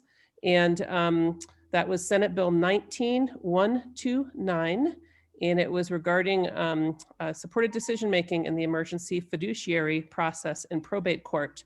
So I think that it's really important that leaders like Cristiano recognize that some progress has been made without their engagement by independents, and also to be inclusive. I'm kind of disappointed to hear that you're working on a bill that you know that I have specific interest in, as does CCDC and Disability Law Colorado, and I haven't been reached out to. So I'd really encourage an inclusive organization to be inclusive of people like me. Thank you very much.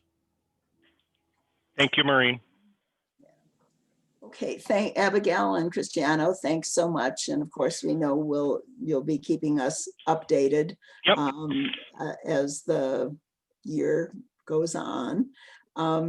So at this point, I'm going to switch to our next speaker. I know we have a really packed agenda today, but the good news is there'll certainly be the capacity for a follow-up on pieces that are of particular interest to you. So now I'd like to introduce Lisa Hayton. Am I saying that correctly, Lisa?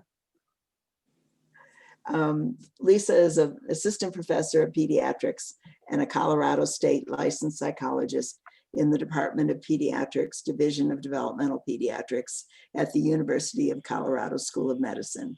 She received her doctoral degree in clinical psychology from the University of Georgia.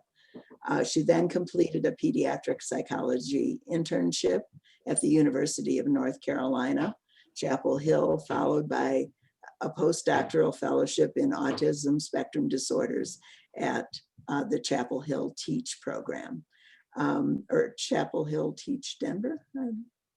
We'll have to get that clarified. Dr. Houghton provided assessment and therapy services to address a broad range of concerns with a specialization in autism and other neurodevelopmental disorders. In 2017, she accepted a position with the University of Colorado, providing care to families in developmental pediatrics at Children's Hospital, broadening her professional activities to include teaching, mentorship, research, scholarship, and service. She specializes in working with school-age and adolescent populations and the mental health conditions that may co-occur with ASD. So, and today she's going to be telling us about developments in the Facing Your Fears program. So with that, Lisa. Thanks so much, Corey, for the introduction, and for everyone who's spoken before me. I think that you guys have really just set a really good context for thinking about what we're all experiencing right now, and the nimble flexibility we've all had to have. Today, I'm going to be talking about Facing Your Fears, which is a skills-based group intervention for children with autism spectrum disorder and anxiety, designed to treat their anxiety. And I'm going to try to zip through a lot of the background about Facing Your Fears to get to the adaptations that are more recent and perhaps relevant to the topics we're really discussing today.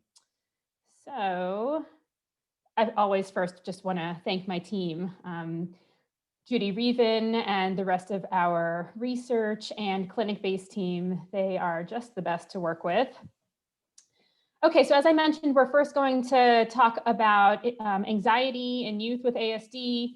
I'll briefly review the Facing Your Fears clinic-based intervention program, which has been around for a while and has probably rotated through this group more than once in the past, and then talk some about the adaptations that have occurred more recently.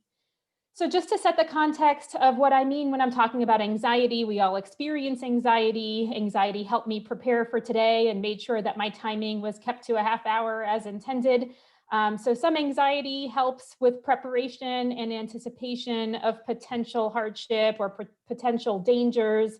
And then at some point, if anxiety persists or is excessive beyond that, you have diminishing returns. And that's really what we're talking about when we talk about anxiety disorders, is when anxiety becomes excessive, persistent, interfering. So if I prepared for today's talk and then I continue to have more anxiety above and beyond that, it would probably interfere with my performance. I would stumble upon my words more. I might even experience stage fright and have to bow out altogether.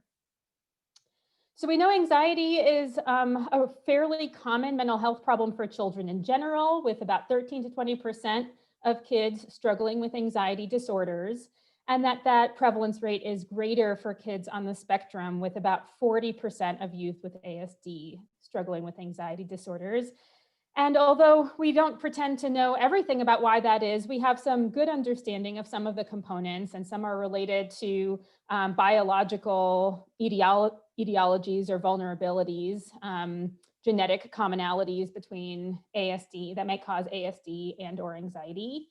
And then another set of factors that are really related to the characteristic challenges that people on the spectrum sometimes experience, like bumping through social interactions with some confusion or some frustration or being misunderstood, and that can be pretty anxiety provoking.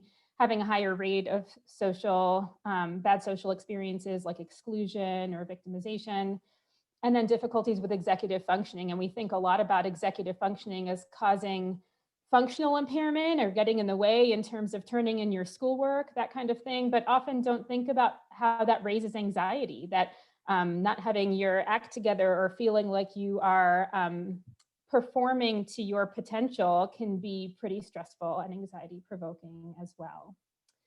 So that's a little bit of backdrop for the relevance of Facing Your Fears, which again is a cognitive behavioral program for kids and teens with autism spectrum disorder and anxiety.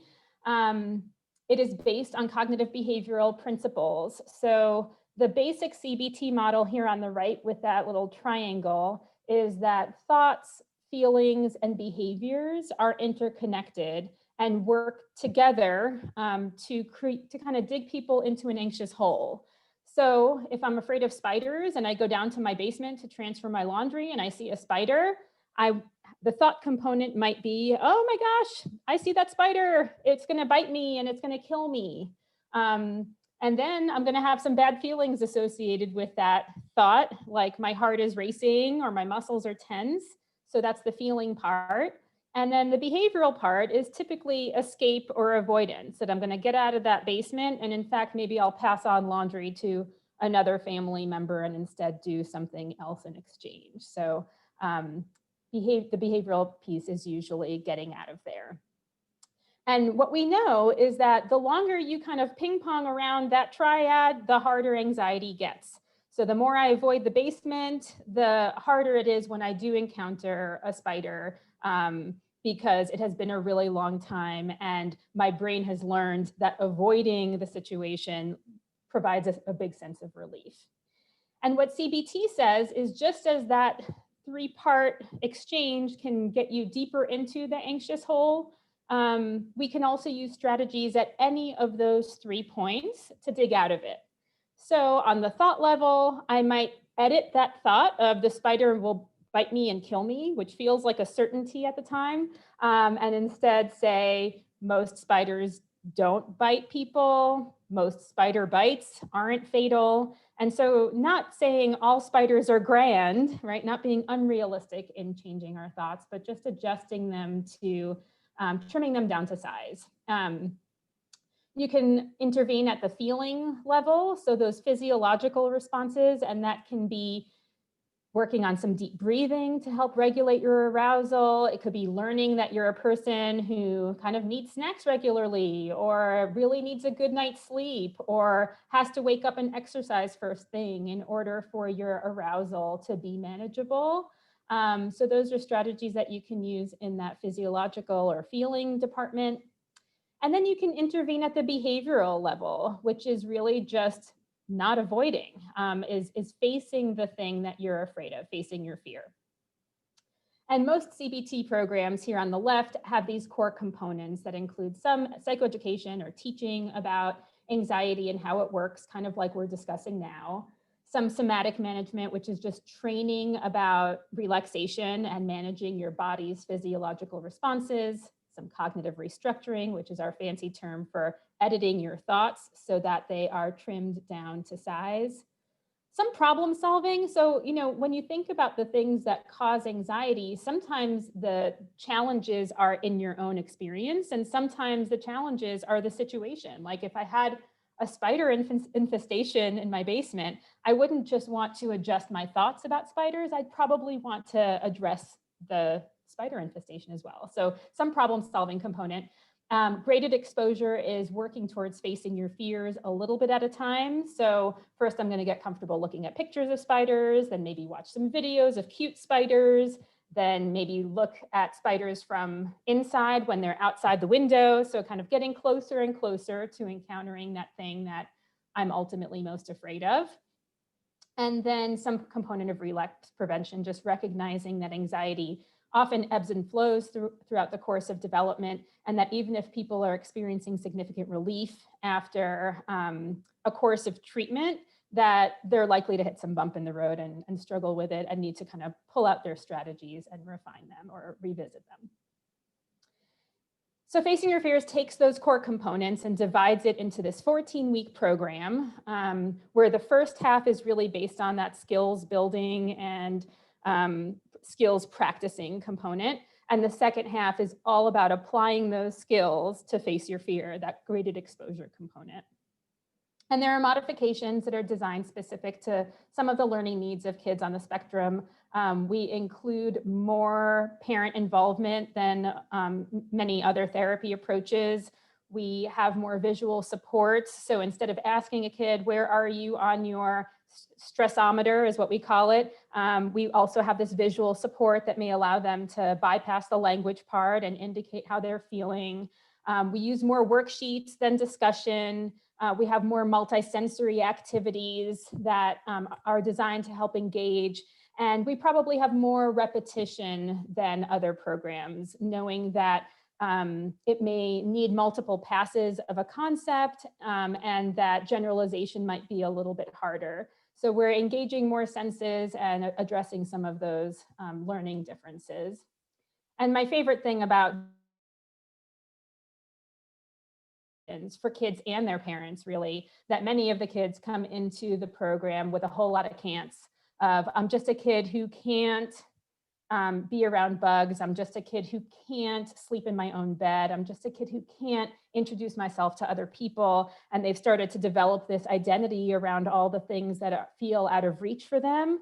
And just by taking this one thing that they're focused on in group, and they might come in with 10 different fears, and we focus on one at a time, and breaking it down into these manageable parts, they get across a finish line with it. And suddenly they are a kid who can sleep in their own bed at night or sleep with the lights off. And that's not only an enjoyable accomplishment and provides some relief for the family, it becomes this reference point that they're able to look back and recognize that, hey, you know, there was a time when I thought I couldn't do that thing, and then I did. So now when I'm encountering this other problem, that feels impossible, maybe if I break it down into its pieces and I take it one bit at a time, I'll be able to get across the finish line, which is a really important reference point to move through life with.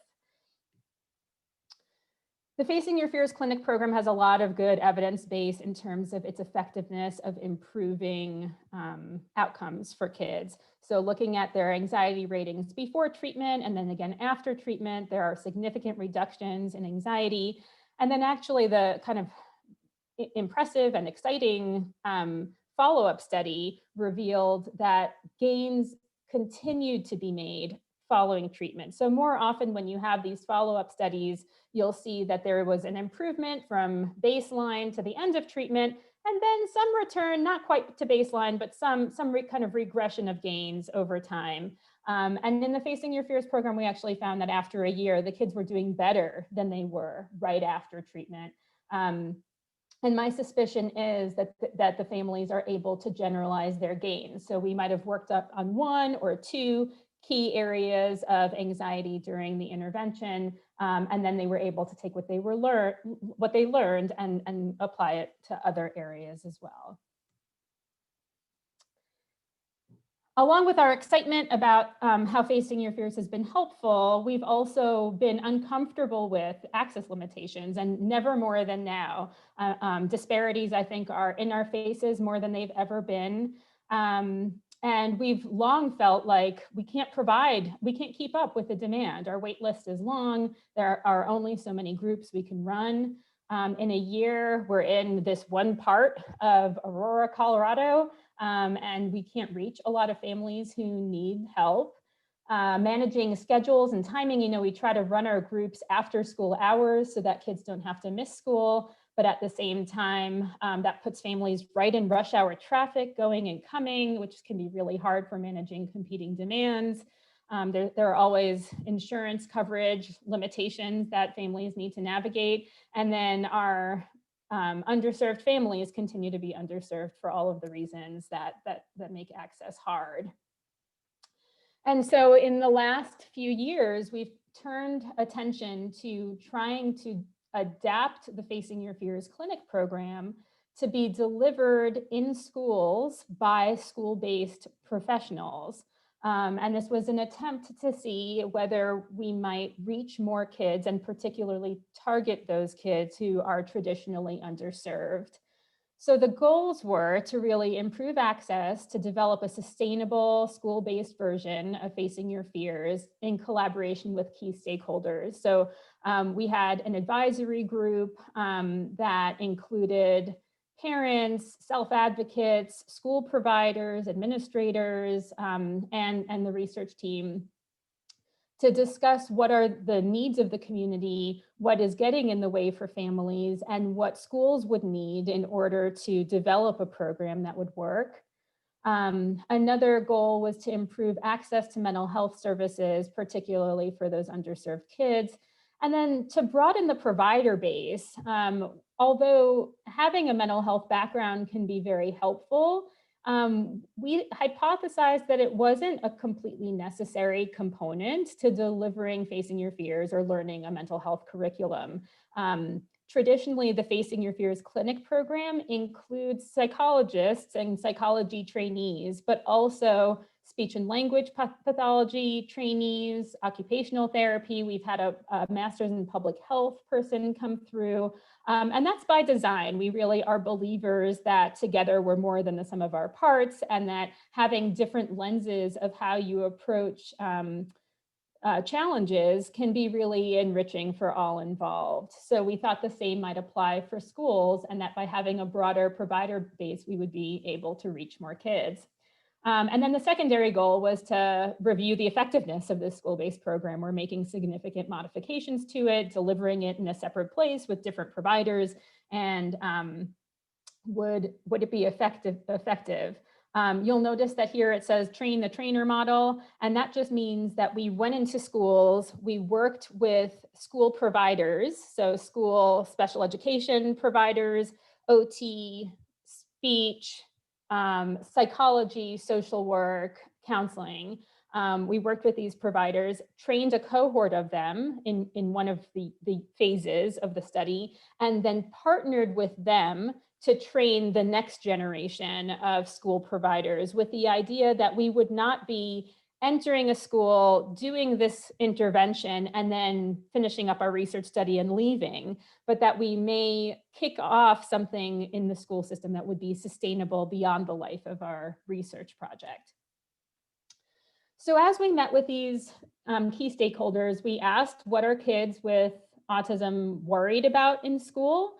And they told us responses that align with the literature, which is that kids can worry about a very broad range of things, but worries tend to fall into these 4 categories. The most common worries have something to do with social anxiety, worrying what others think of you, having some apprehension about being teased or bullied, or unwanted social attention. The second being more generalized anxiety, or the fear of making mistakes, that tendency towards perfectionism, worrying about their school performance or being on time or losing. The third is change, having a hard time with unexpected things coming up and worrying about those unexpected things occurring. So being nervous about a new activity or worrying that there might be a substitute. And then finally, loud noises like toilets flushing in the school bathroom, or assemblies, or the school cafeteria, or fire alarms.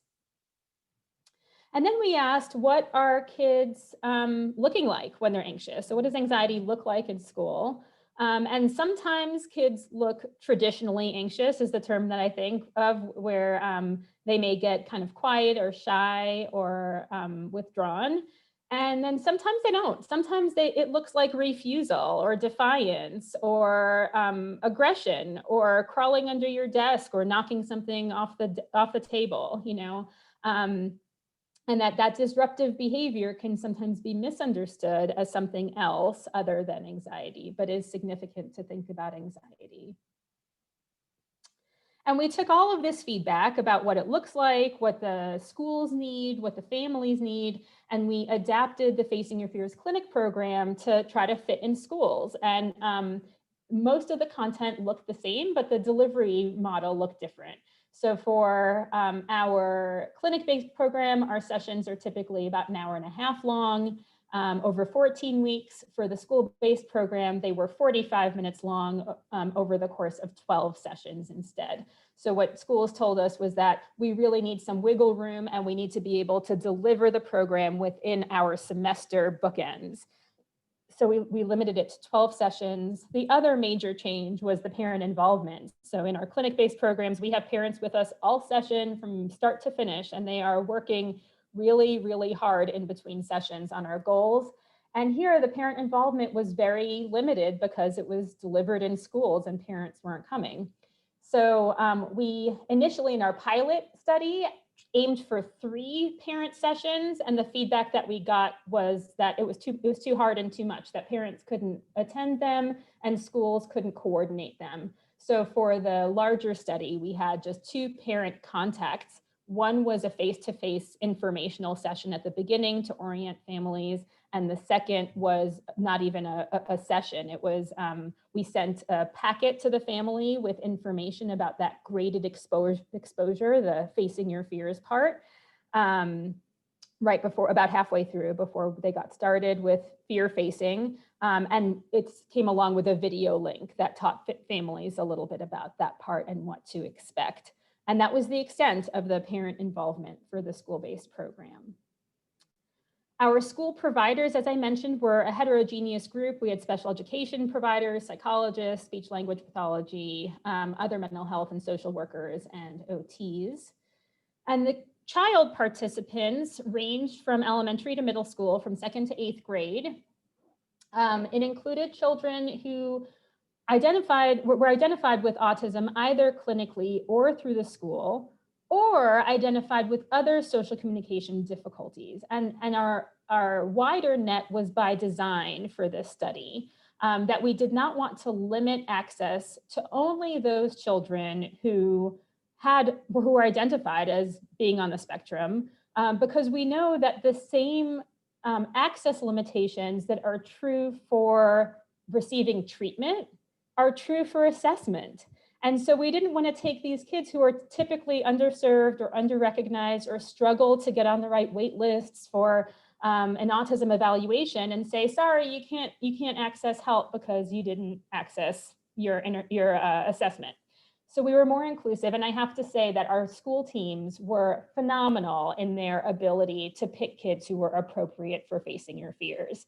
So I have a lot of confidence in that kind of more inclusive approach.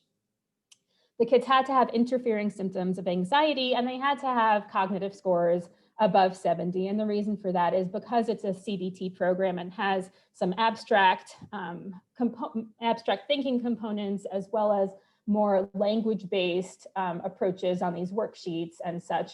It requires more support and adaptation for kids who are struggling more at a lower language level. The student population, I would say we did pretty well considering it was in Metro Denver area in Colorado. So our sample was somewhat more diverse than the overall census data for Colorado, but still not where we want to be in terms of really targeting a diverse sample and traditionally underserved families. And we have some preliminary outcomes. We're still kind of churning through all of our data, but what we found was that teachers and school providers really were able to learn cognitive behavioral principles from our trainings. So even if mental health was not their background, they kind of got the principles and they were able to acquire that CBT knowledge, and that they delivered the treatment as intended. So that's what we mean by fidelity. We video recorded their sessions, we watched and coded the sessions, and had a list of the key components to each session and marked whether they did them and did them well. And they really did beautifully. The anxiety outcomes were also rather exciting. I think I had expected to see kids report improvements in their experience, but perhaps not parent report, because parents didn't participate and the treatment was happening at school. But in fact, parents reported significant improvements overall in anxiety related to panic symptoms, separation anxiety, and social anxiety, which means that these kids were learning these things at school, and it was generalizing enough that at home, parents were able to see a significant change. There were fewer changes in the area of school-related anxiety or generalized anxiety disorder features. And kids also reported significant improvements in separation and social anxiety, less so with features of panic, school, and generalized. So we're cruising along with this 3-year study, just about to wrap it up. And we had thought for a while that the craziest thing that had happened to us was the teacher strike in Denver public schools. But then lo and behold, there was this big disruption last spring with COVID that we're still experiencing, followed by a lot of social unrest and civil justice concerns that are impacting the families and schools that we were partnering with. Which forced is the word I think that a lot of people are using, and then recognizing the silver linings of having done it, to pivot to telehealth. And some of our schools were able to pivot to some telehealth delivery but struggled with that, with their having to upend all of their systems.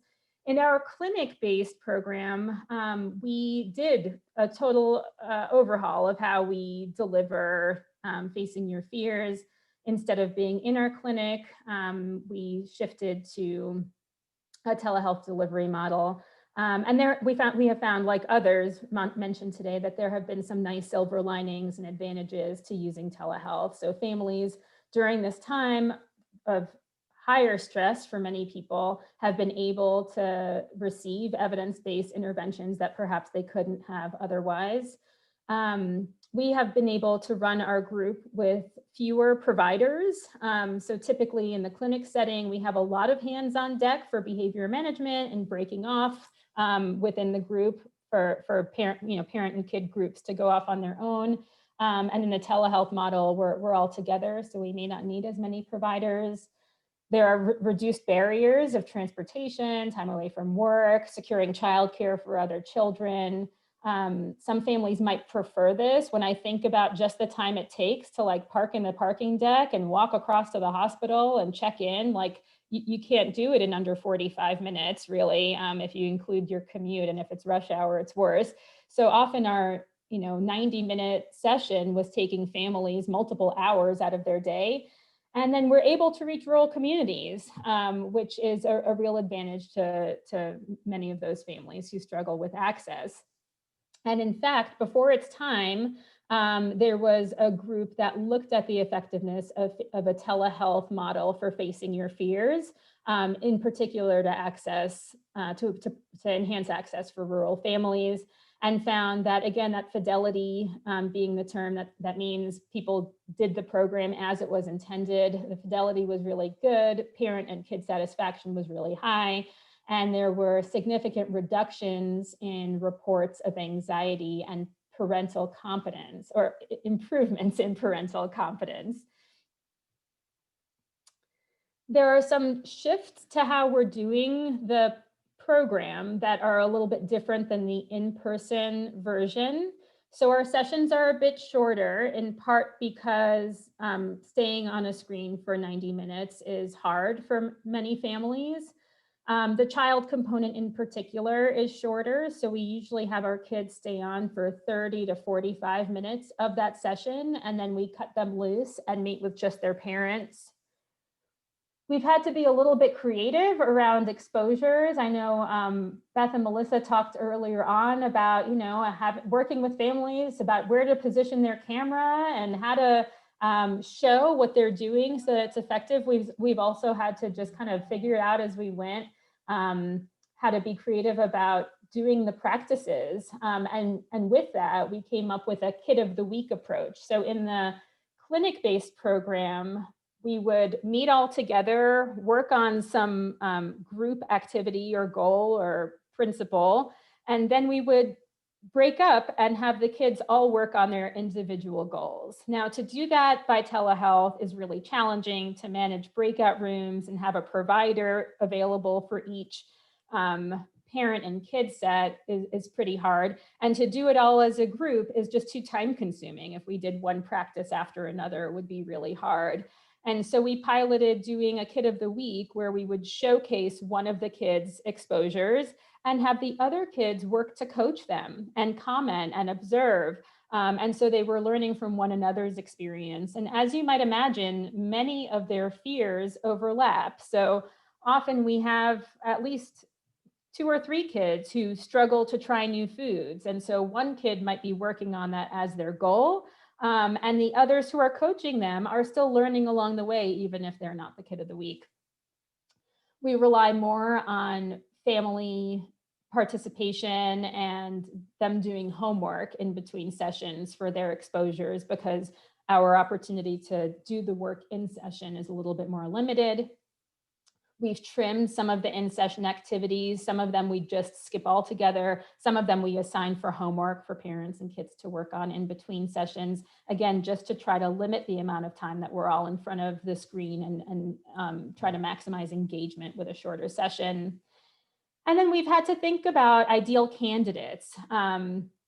And we do screen a little bit more carefully at the front end for having adequate self-regulation.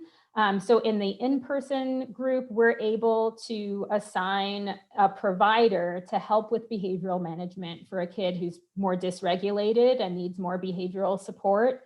And it's much harder to do that by telehealth. You can't sit beside them. You don't want to pull them into a breakout room and have them not participate with the group. And so we have to screen a little bit more for that, because having someone who is struggling with their self-regulation can make it really hard to keep the group going effectively. We've also had to screen for having fears that are compatible with telehealth. This has not been a major problem, but sometimes kids only have like 2 or 3 fears, and those 2 or 3 fears might be harder to target through telehealth and harder to target at this time when leaving the house and going out into the community and having social interactions might be harder. So we do a little bit more screening at the front end about that. I've included on this slide on the left, that hyperlink is our telehealth addendum to the Facing Your Fears manual. So for providers who are using Facing Your Fears, who have also had to pivot to telehealth, our team put together some guidance based on the telehealth study that was completed in 2016, as well as our experiences. So that's a bit of our journey and where we landed. I'm happy to take some questions and then move on to the next speakers. And I see that there's been activity in the chat that I can't multitask well enough to look at while I'm speaking. So is there anyone else who has been, if you guys just want to unmute while I look, or if someone else has been monitoring that and can feed me questions, that'd be great. Sure. Thanks so much, Lisa. That was great. And it's been more comments. A couple of people in the audience were participants in earlier years. Suzette Elledge says there's actually a training video for JFK from her 2 boys participating, and Jill Pigcock and her son also participated. A specific question from Alyssa Gaston Lynn is, can parents be trained in FYF? And I assume that's asking, can they be trained to implement it? Is Alyssa, do you want to clarify that question if you're still on? We have had some people leave. That's okay. Oh, a new message just popped up. Was that? Yeah. Yes, thank you. Train to implement. So do you mean train to implement with a group of children or with your individual child?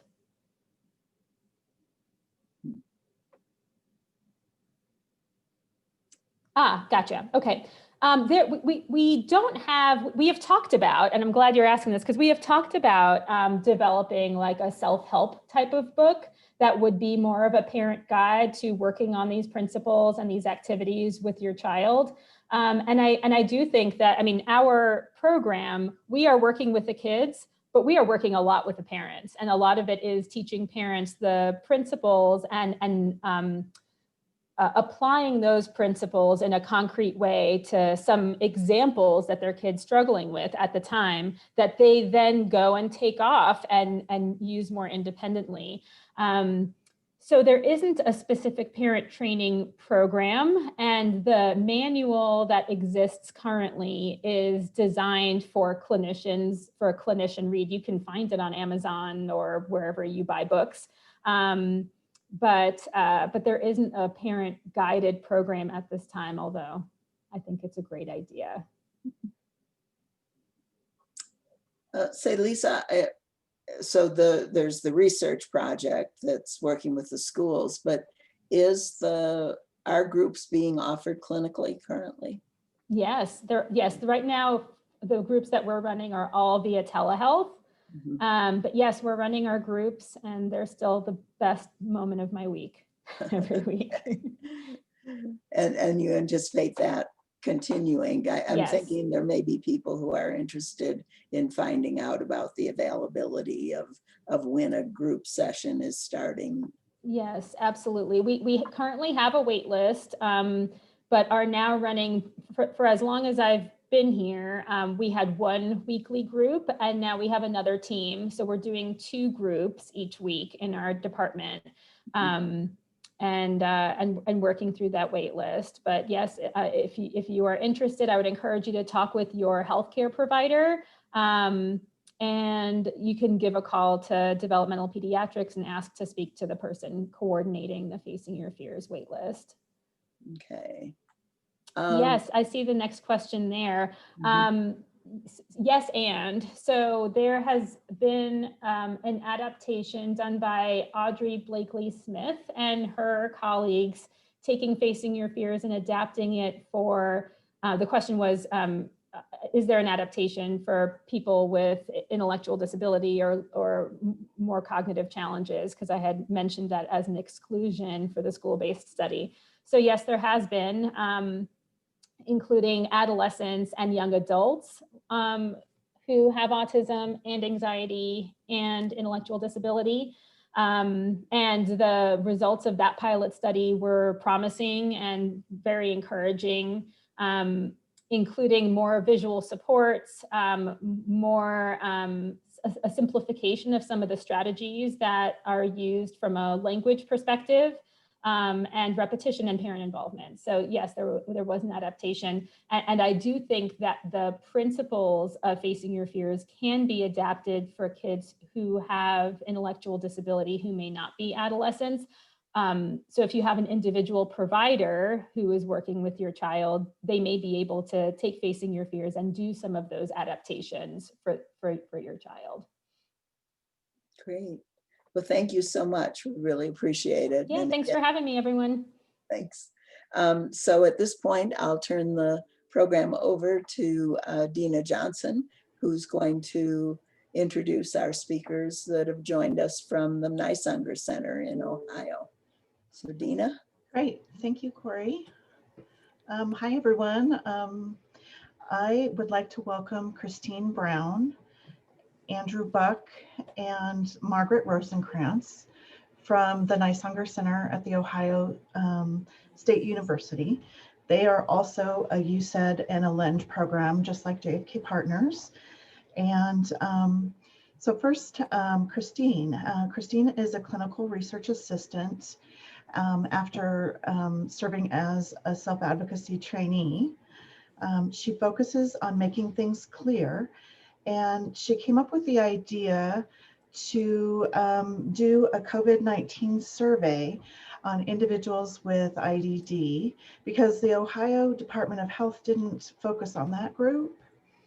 And she is part of the Can You Hear Me Now project and co-chairs the Disability Experience Expert Panel.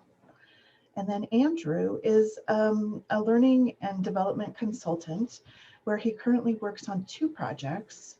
The Can You Hear Me Now study, which aims to make health surveys more accessible for adults with IDD, and measures the prevalence of mental health issues in this population, and shares best practice for providing mental health treatment for adults with IDD. And he also works on the transition options in post-secondary settings program, which is Ohio State's inclusive program for students with IDD. And then Margaret Rosenkrantz is a postdoctoral researcher, and she earned her doctorate in school psychology from the University of Oregon, where she also obtained a master's degree in special education. Her research focuses on the mental health and well-being of adults with intellectual and developmental disabilities, as well as families of school-aged children with IDD. Currently, her work involves research to inform mental health treatment guidelines for adults with IDD, as well as coordination of a national prevalence study on psychiatric conditions in the IDD population. So thank you all for being here today.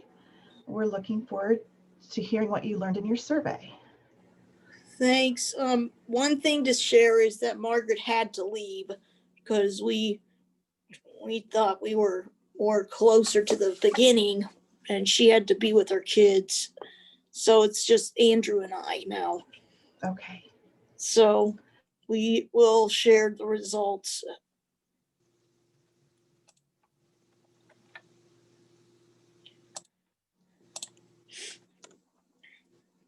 Okay, so we're gonna do the slideshow. Okay, so when I was thinking about this COVID-19 survey, like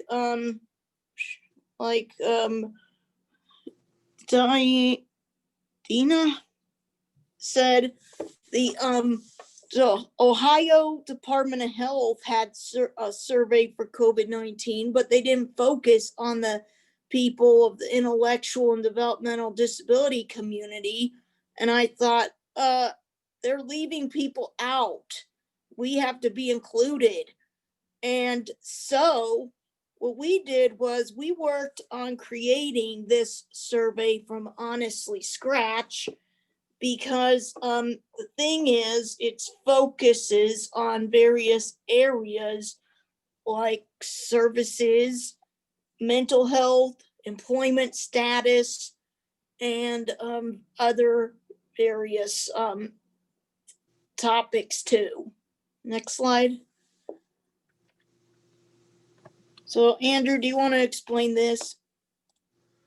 Yeah, I'll work us through this. I want to thank everyone for the opportunity to share our work and to re-emphasize one of the projects that we're working on is titled Can You Hear Me Now? Essentially because one of our greatest challenges when we're gathering information about this population is we're getting that information oftentimes through a proxy report or from individuals who are other than our immediate stakeholders. And one of our main focuses is to increase self-report by making surveys more accessible so that we can gather that information from the population themselves in their own voice. And that's a critical aspect of our project.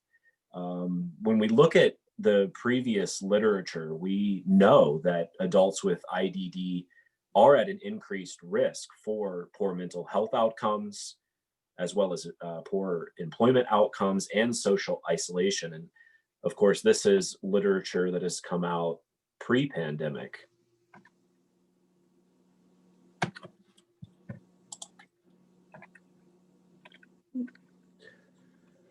Additional research that has come out post-pandemic is that racial and ethnic minorities are at an increased risk of getting sick and dying from COVID.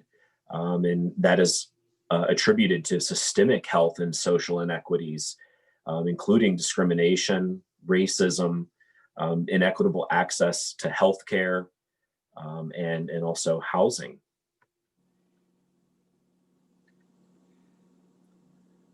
Furthermore, surveys that have been conducted with family caregivers of individuals with IDD have reported more negative effects than non-caregivers during this time.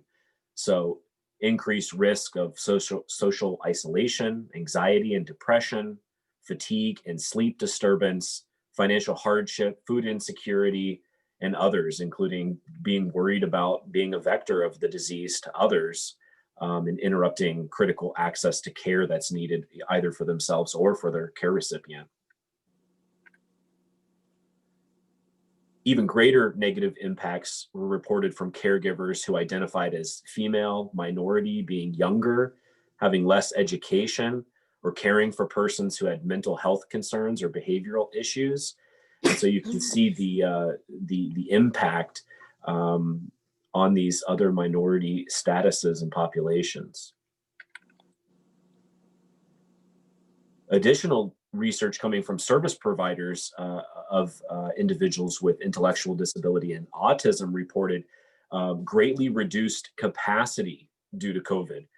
And that included an 80% decrease in serving individuals who needed transportation needs, 68% decrease in providing community participation supports, and some other critical services that are provided to the population that have been greatly impacted negatively during this time. some of the barriers that were reported by direct service providers included decreasing access to those services due to a risk to their self or other household members and wages. We know oftentimes that direct service providers, that is a challenge for them, and also, educating children at home, just like many other sectors.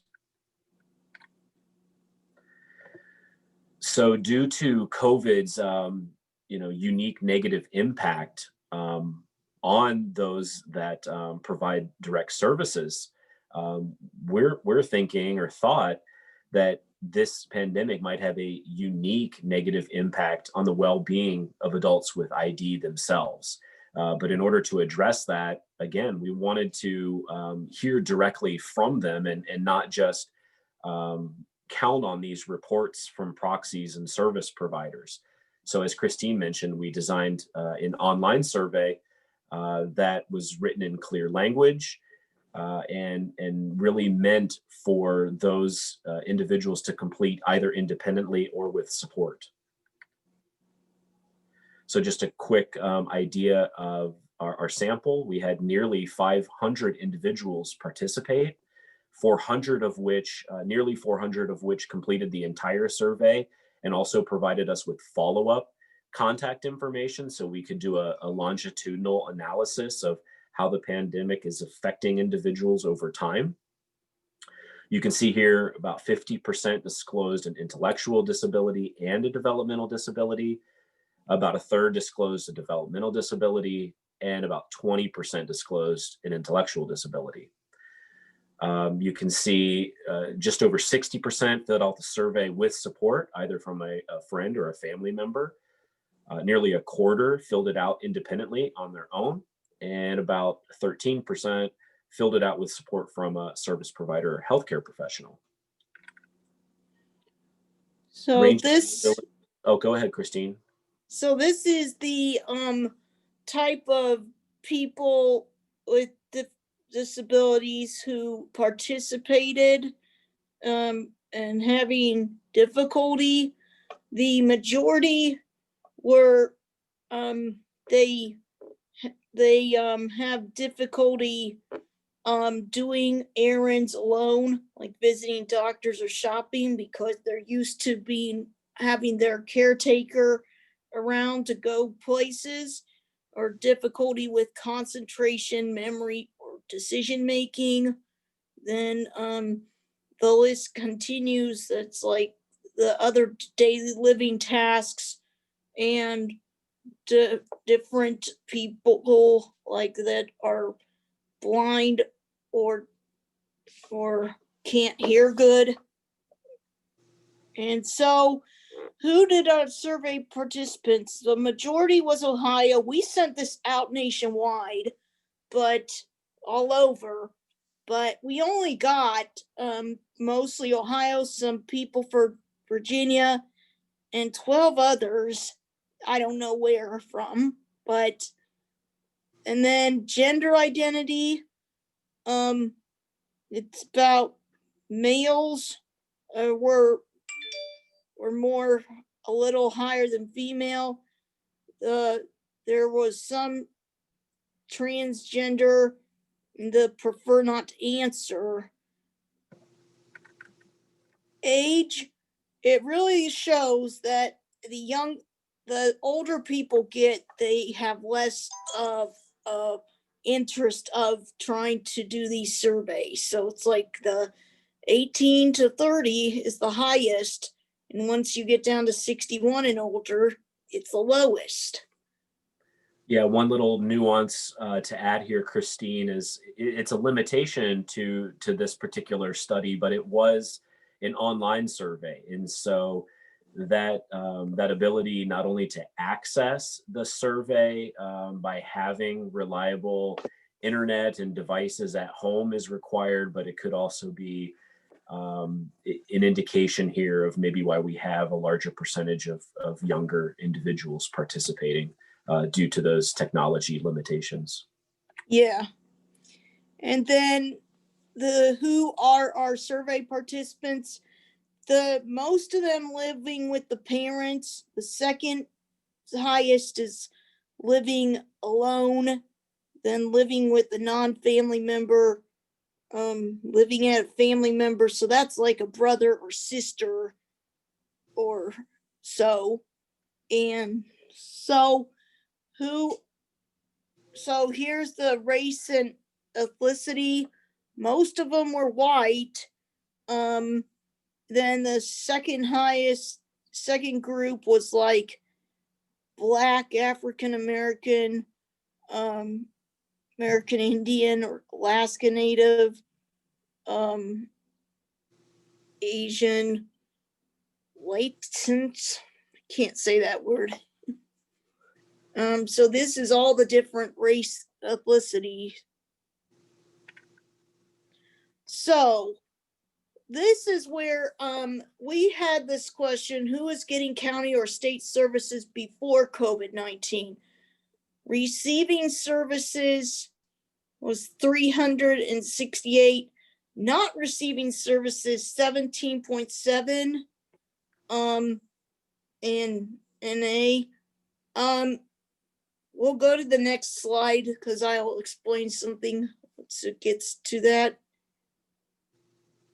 Okay, of who was receiving services, who's still still getting county or state funded services, 311.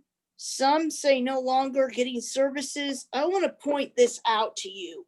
Sometimes I think that some people think because they're sitting in their house, they're not getting services because they're not going to their day program or having job coaching or something, that they just think they're not getting services.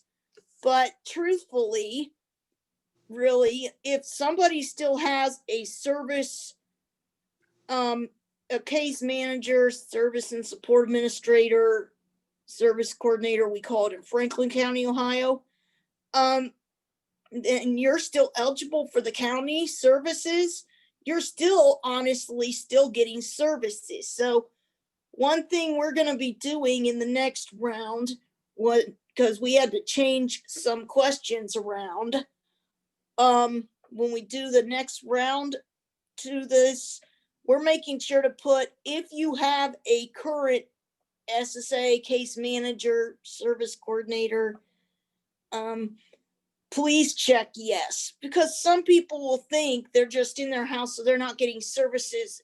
And so it's not really the real case. If they still have a case manager, yeah, they still are having services.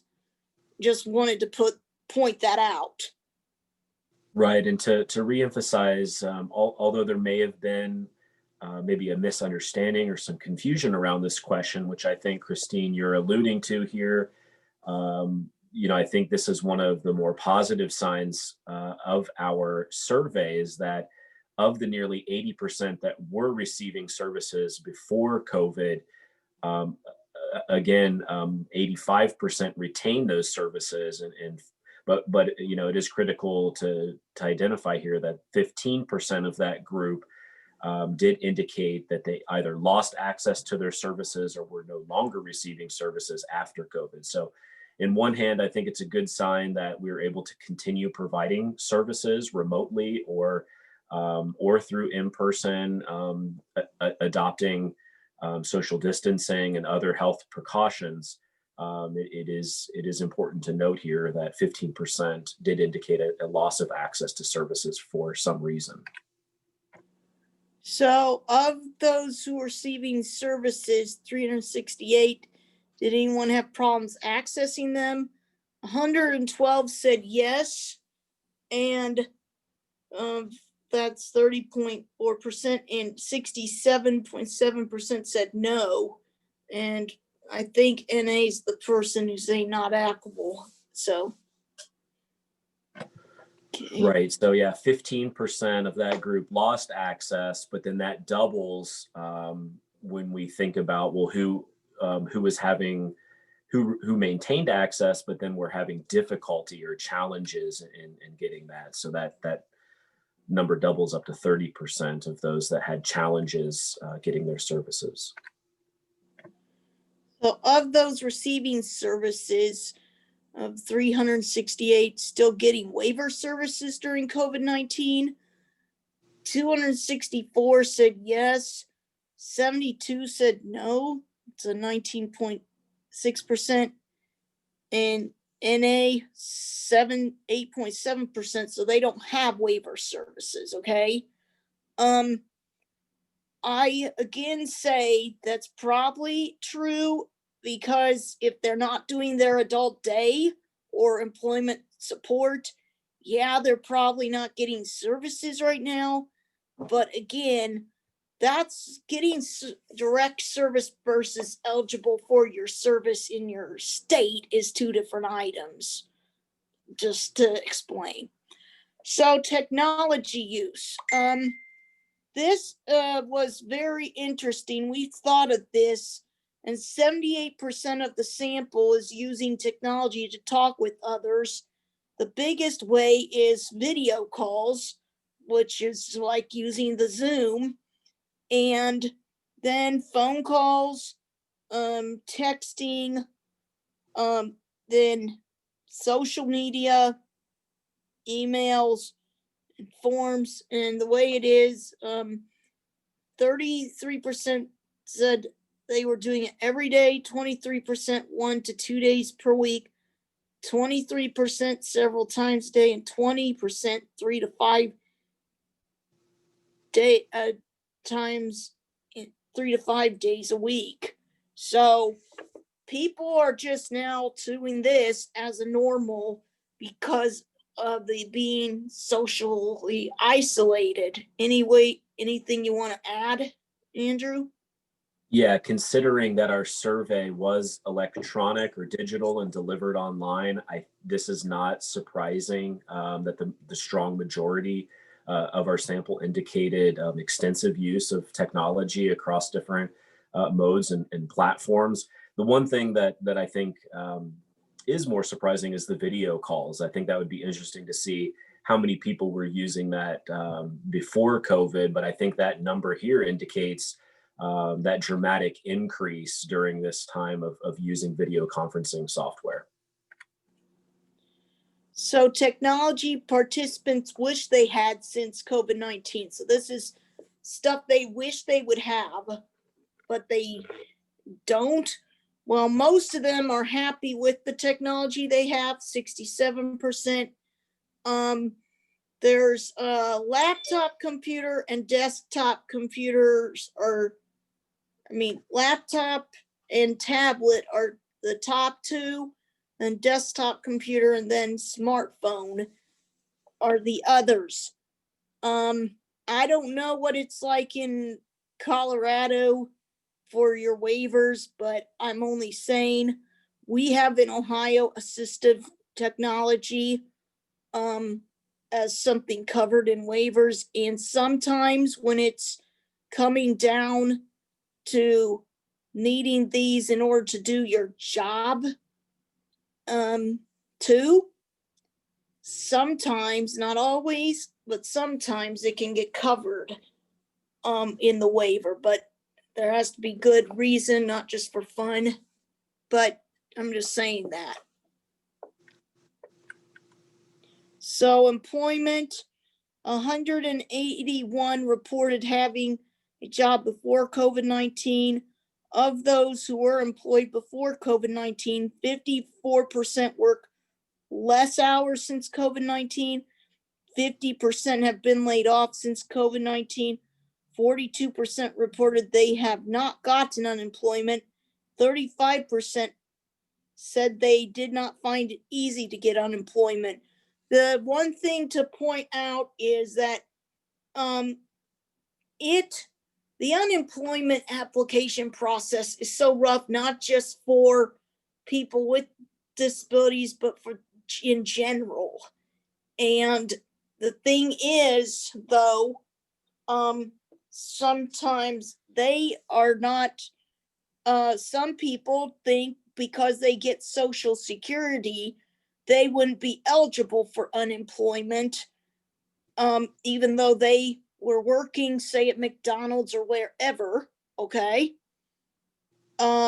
their head says, well, I have Social Security, so I don't think I qualify. It's not true, but some people could think that. Yeah, and this really highlights one of the indicators of that unique negative impact on the population, considering, you know, a little over 40% of the total was working. And then we can see here the results of the COVID resulted in half of that sample losing access to their job. So of those who were employed before COVID-19, of 181, 29, reported still having to go into work and be close to others. 10% reported having to work more hours since COVID-19. Health, 97% reported they have not had COVID-19. That was when we did this survey, the first round. 85% reported they have not been exposed to someone with it. 12% reported they are not sure if they have been exposed to it. 60% reported knowing what to do if they were exposed to COVID-19. 77% report being able to get necessary medical treatment. 80% report being able to easily access protective gear. And most report using protective gear all or most of the time. So just another reemphasis here that this initial survey was conducted months ago, but I think this is another indication here of 60% reporting knowing what to do if they were exposed.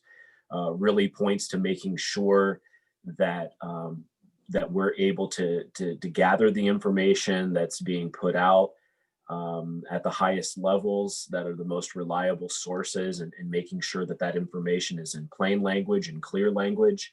The CDC, I think, has been doing a good job under the U.S. Federal Department of Education's plain language push to make information more accessible, but we can still see here there's a big gap in making sure that critical health information, how to stay safe during an emergency situation, can be done better. And whether that's making the information more accessible or doing a better job of distributing and disseminating that information through our social media networks and other avenues is critically important.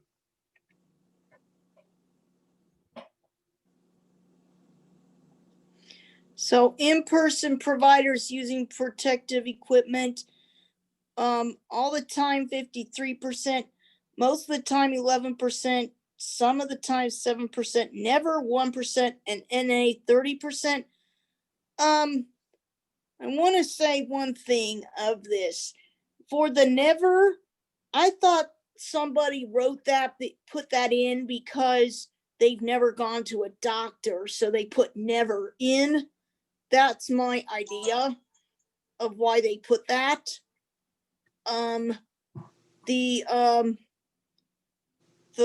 Anything else to add, Andrew?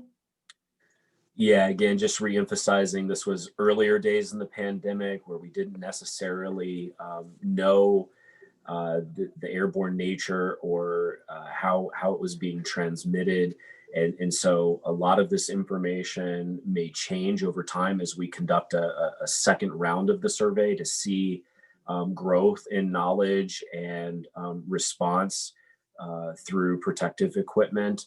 But as Christine mentioned, that may have been a misinterpretation, or it could indicate someone had in-care providers not using protective equipment at all. But you can see that even in the earlier days, with that strong educational push nationwide to mask up, that the majority or just over 50% were using protective equipment at the time. So, and since COVID-19 pandemic, 11% report having more health problems. 50% reported more mental problems. Next slide. Right. And just in line with employment, this is one of the greatest indicators of the survey that there is, in fact, a unique negative impact on the population. And I think it's not surprising that the entire population is seeing increases in mental health concerns, but here we're seeing half of the population reporting increased mental health problems. So this is the biggest areas, all mental health symptoms. Worried, stressed, and sad were the top 3. And then all these others are showing what kind of mental health they are having, because they're just so much different kind of things that people are going through during this pandemic. And how mental health treatments during the pandemic. Great, 14% good, 59% fair, 21% poor, 6%. So we feel it's gone pretty good from the respondents we got. Right, just like maintaining access to services seem to be at a pretty high level here. We're also seeing a large majority of the respondents indicating that if they were receiving mental health services or started receiving mental health services or treatment during this time, that the large majority are indicating that that's great or good.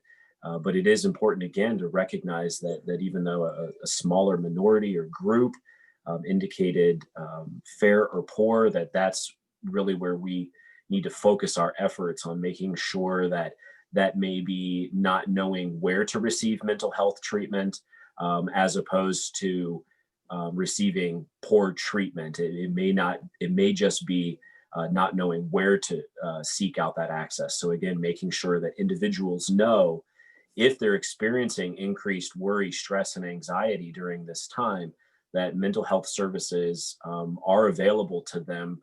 We just need to make sure to get that information to them in an accessible format. So the next steps, we have shown these results to the partners like our Ohio Department of DD and Opportunities for Ohio Disabilities, Ohio Self-Determination Association. We are in the process of making revisions, and we are waiting for approval from the grant office. It's just been delayed, but Margaret says we should hear back by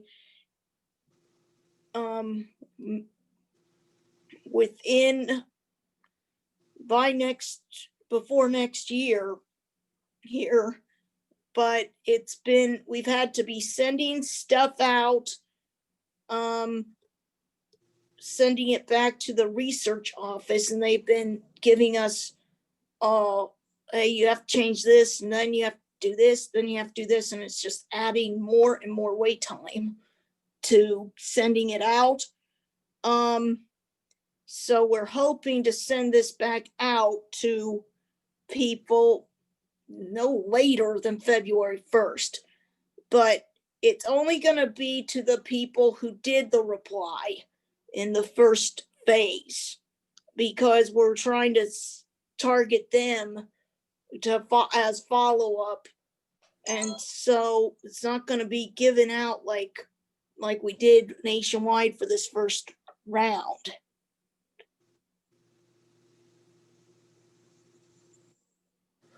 Anything else?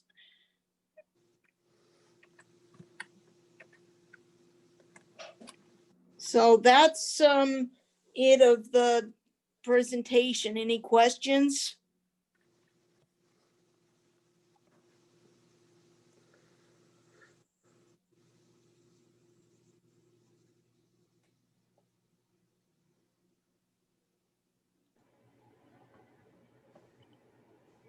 So Dina, do you want to?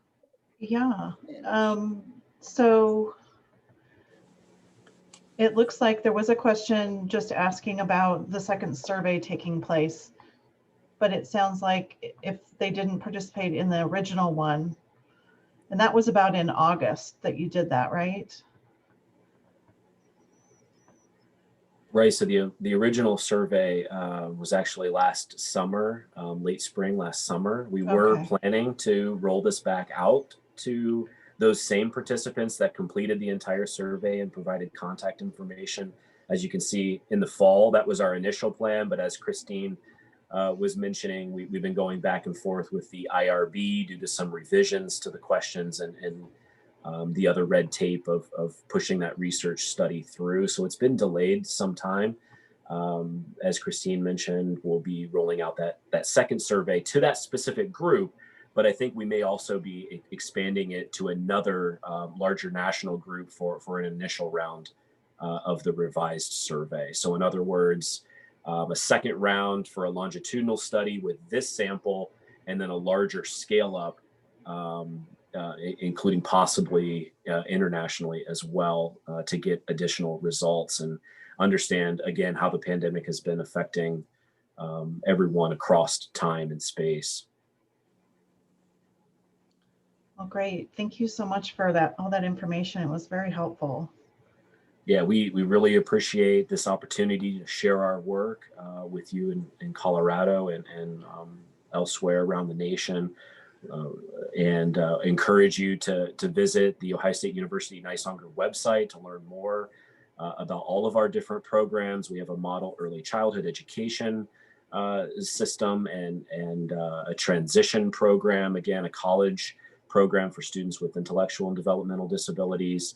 And of course, you can visit our health studies website as well, the OSU RRTC Can You Hear Me Now study, to get more information on how we're making health surveys more accessible to increase self-report in individuals with IDD so that we can improve healthcare access and treatment.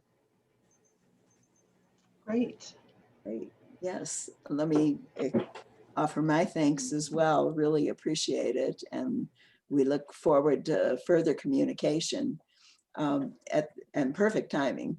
And at this point, I'd like to turn the program back to Dave for some wrap-up comments.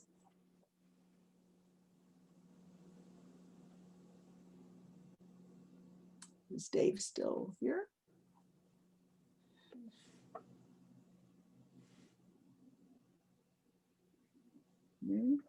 I don't see him on the list. Don't see him? Okay.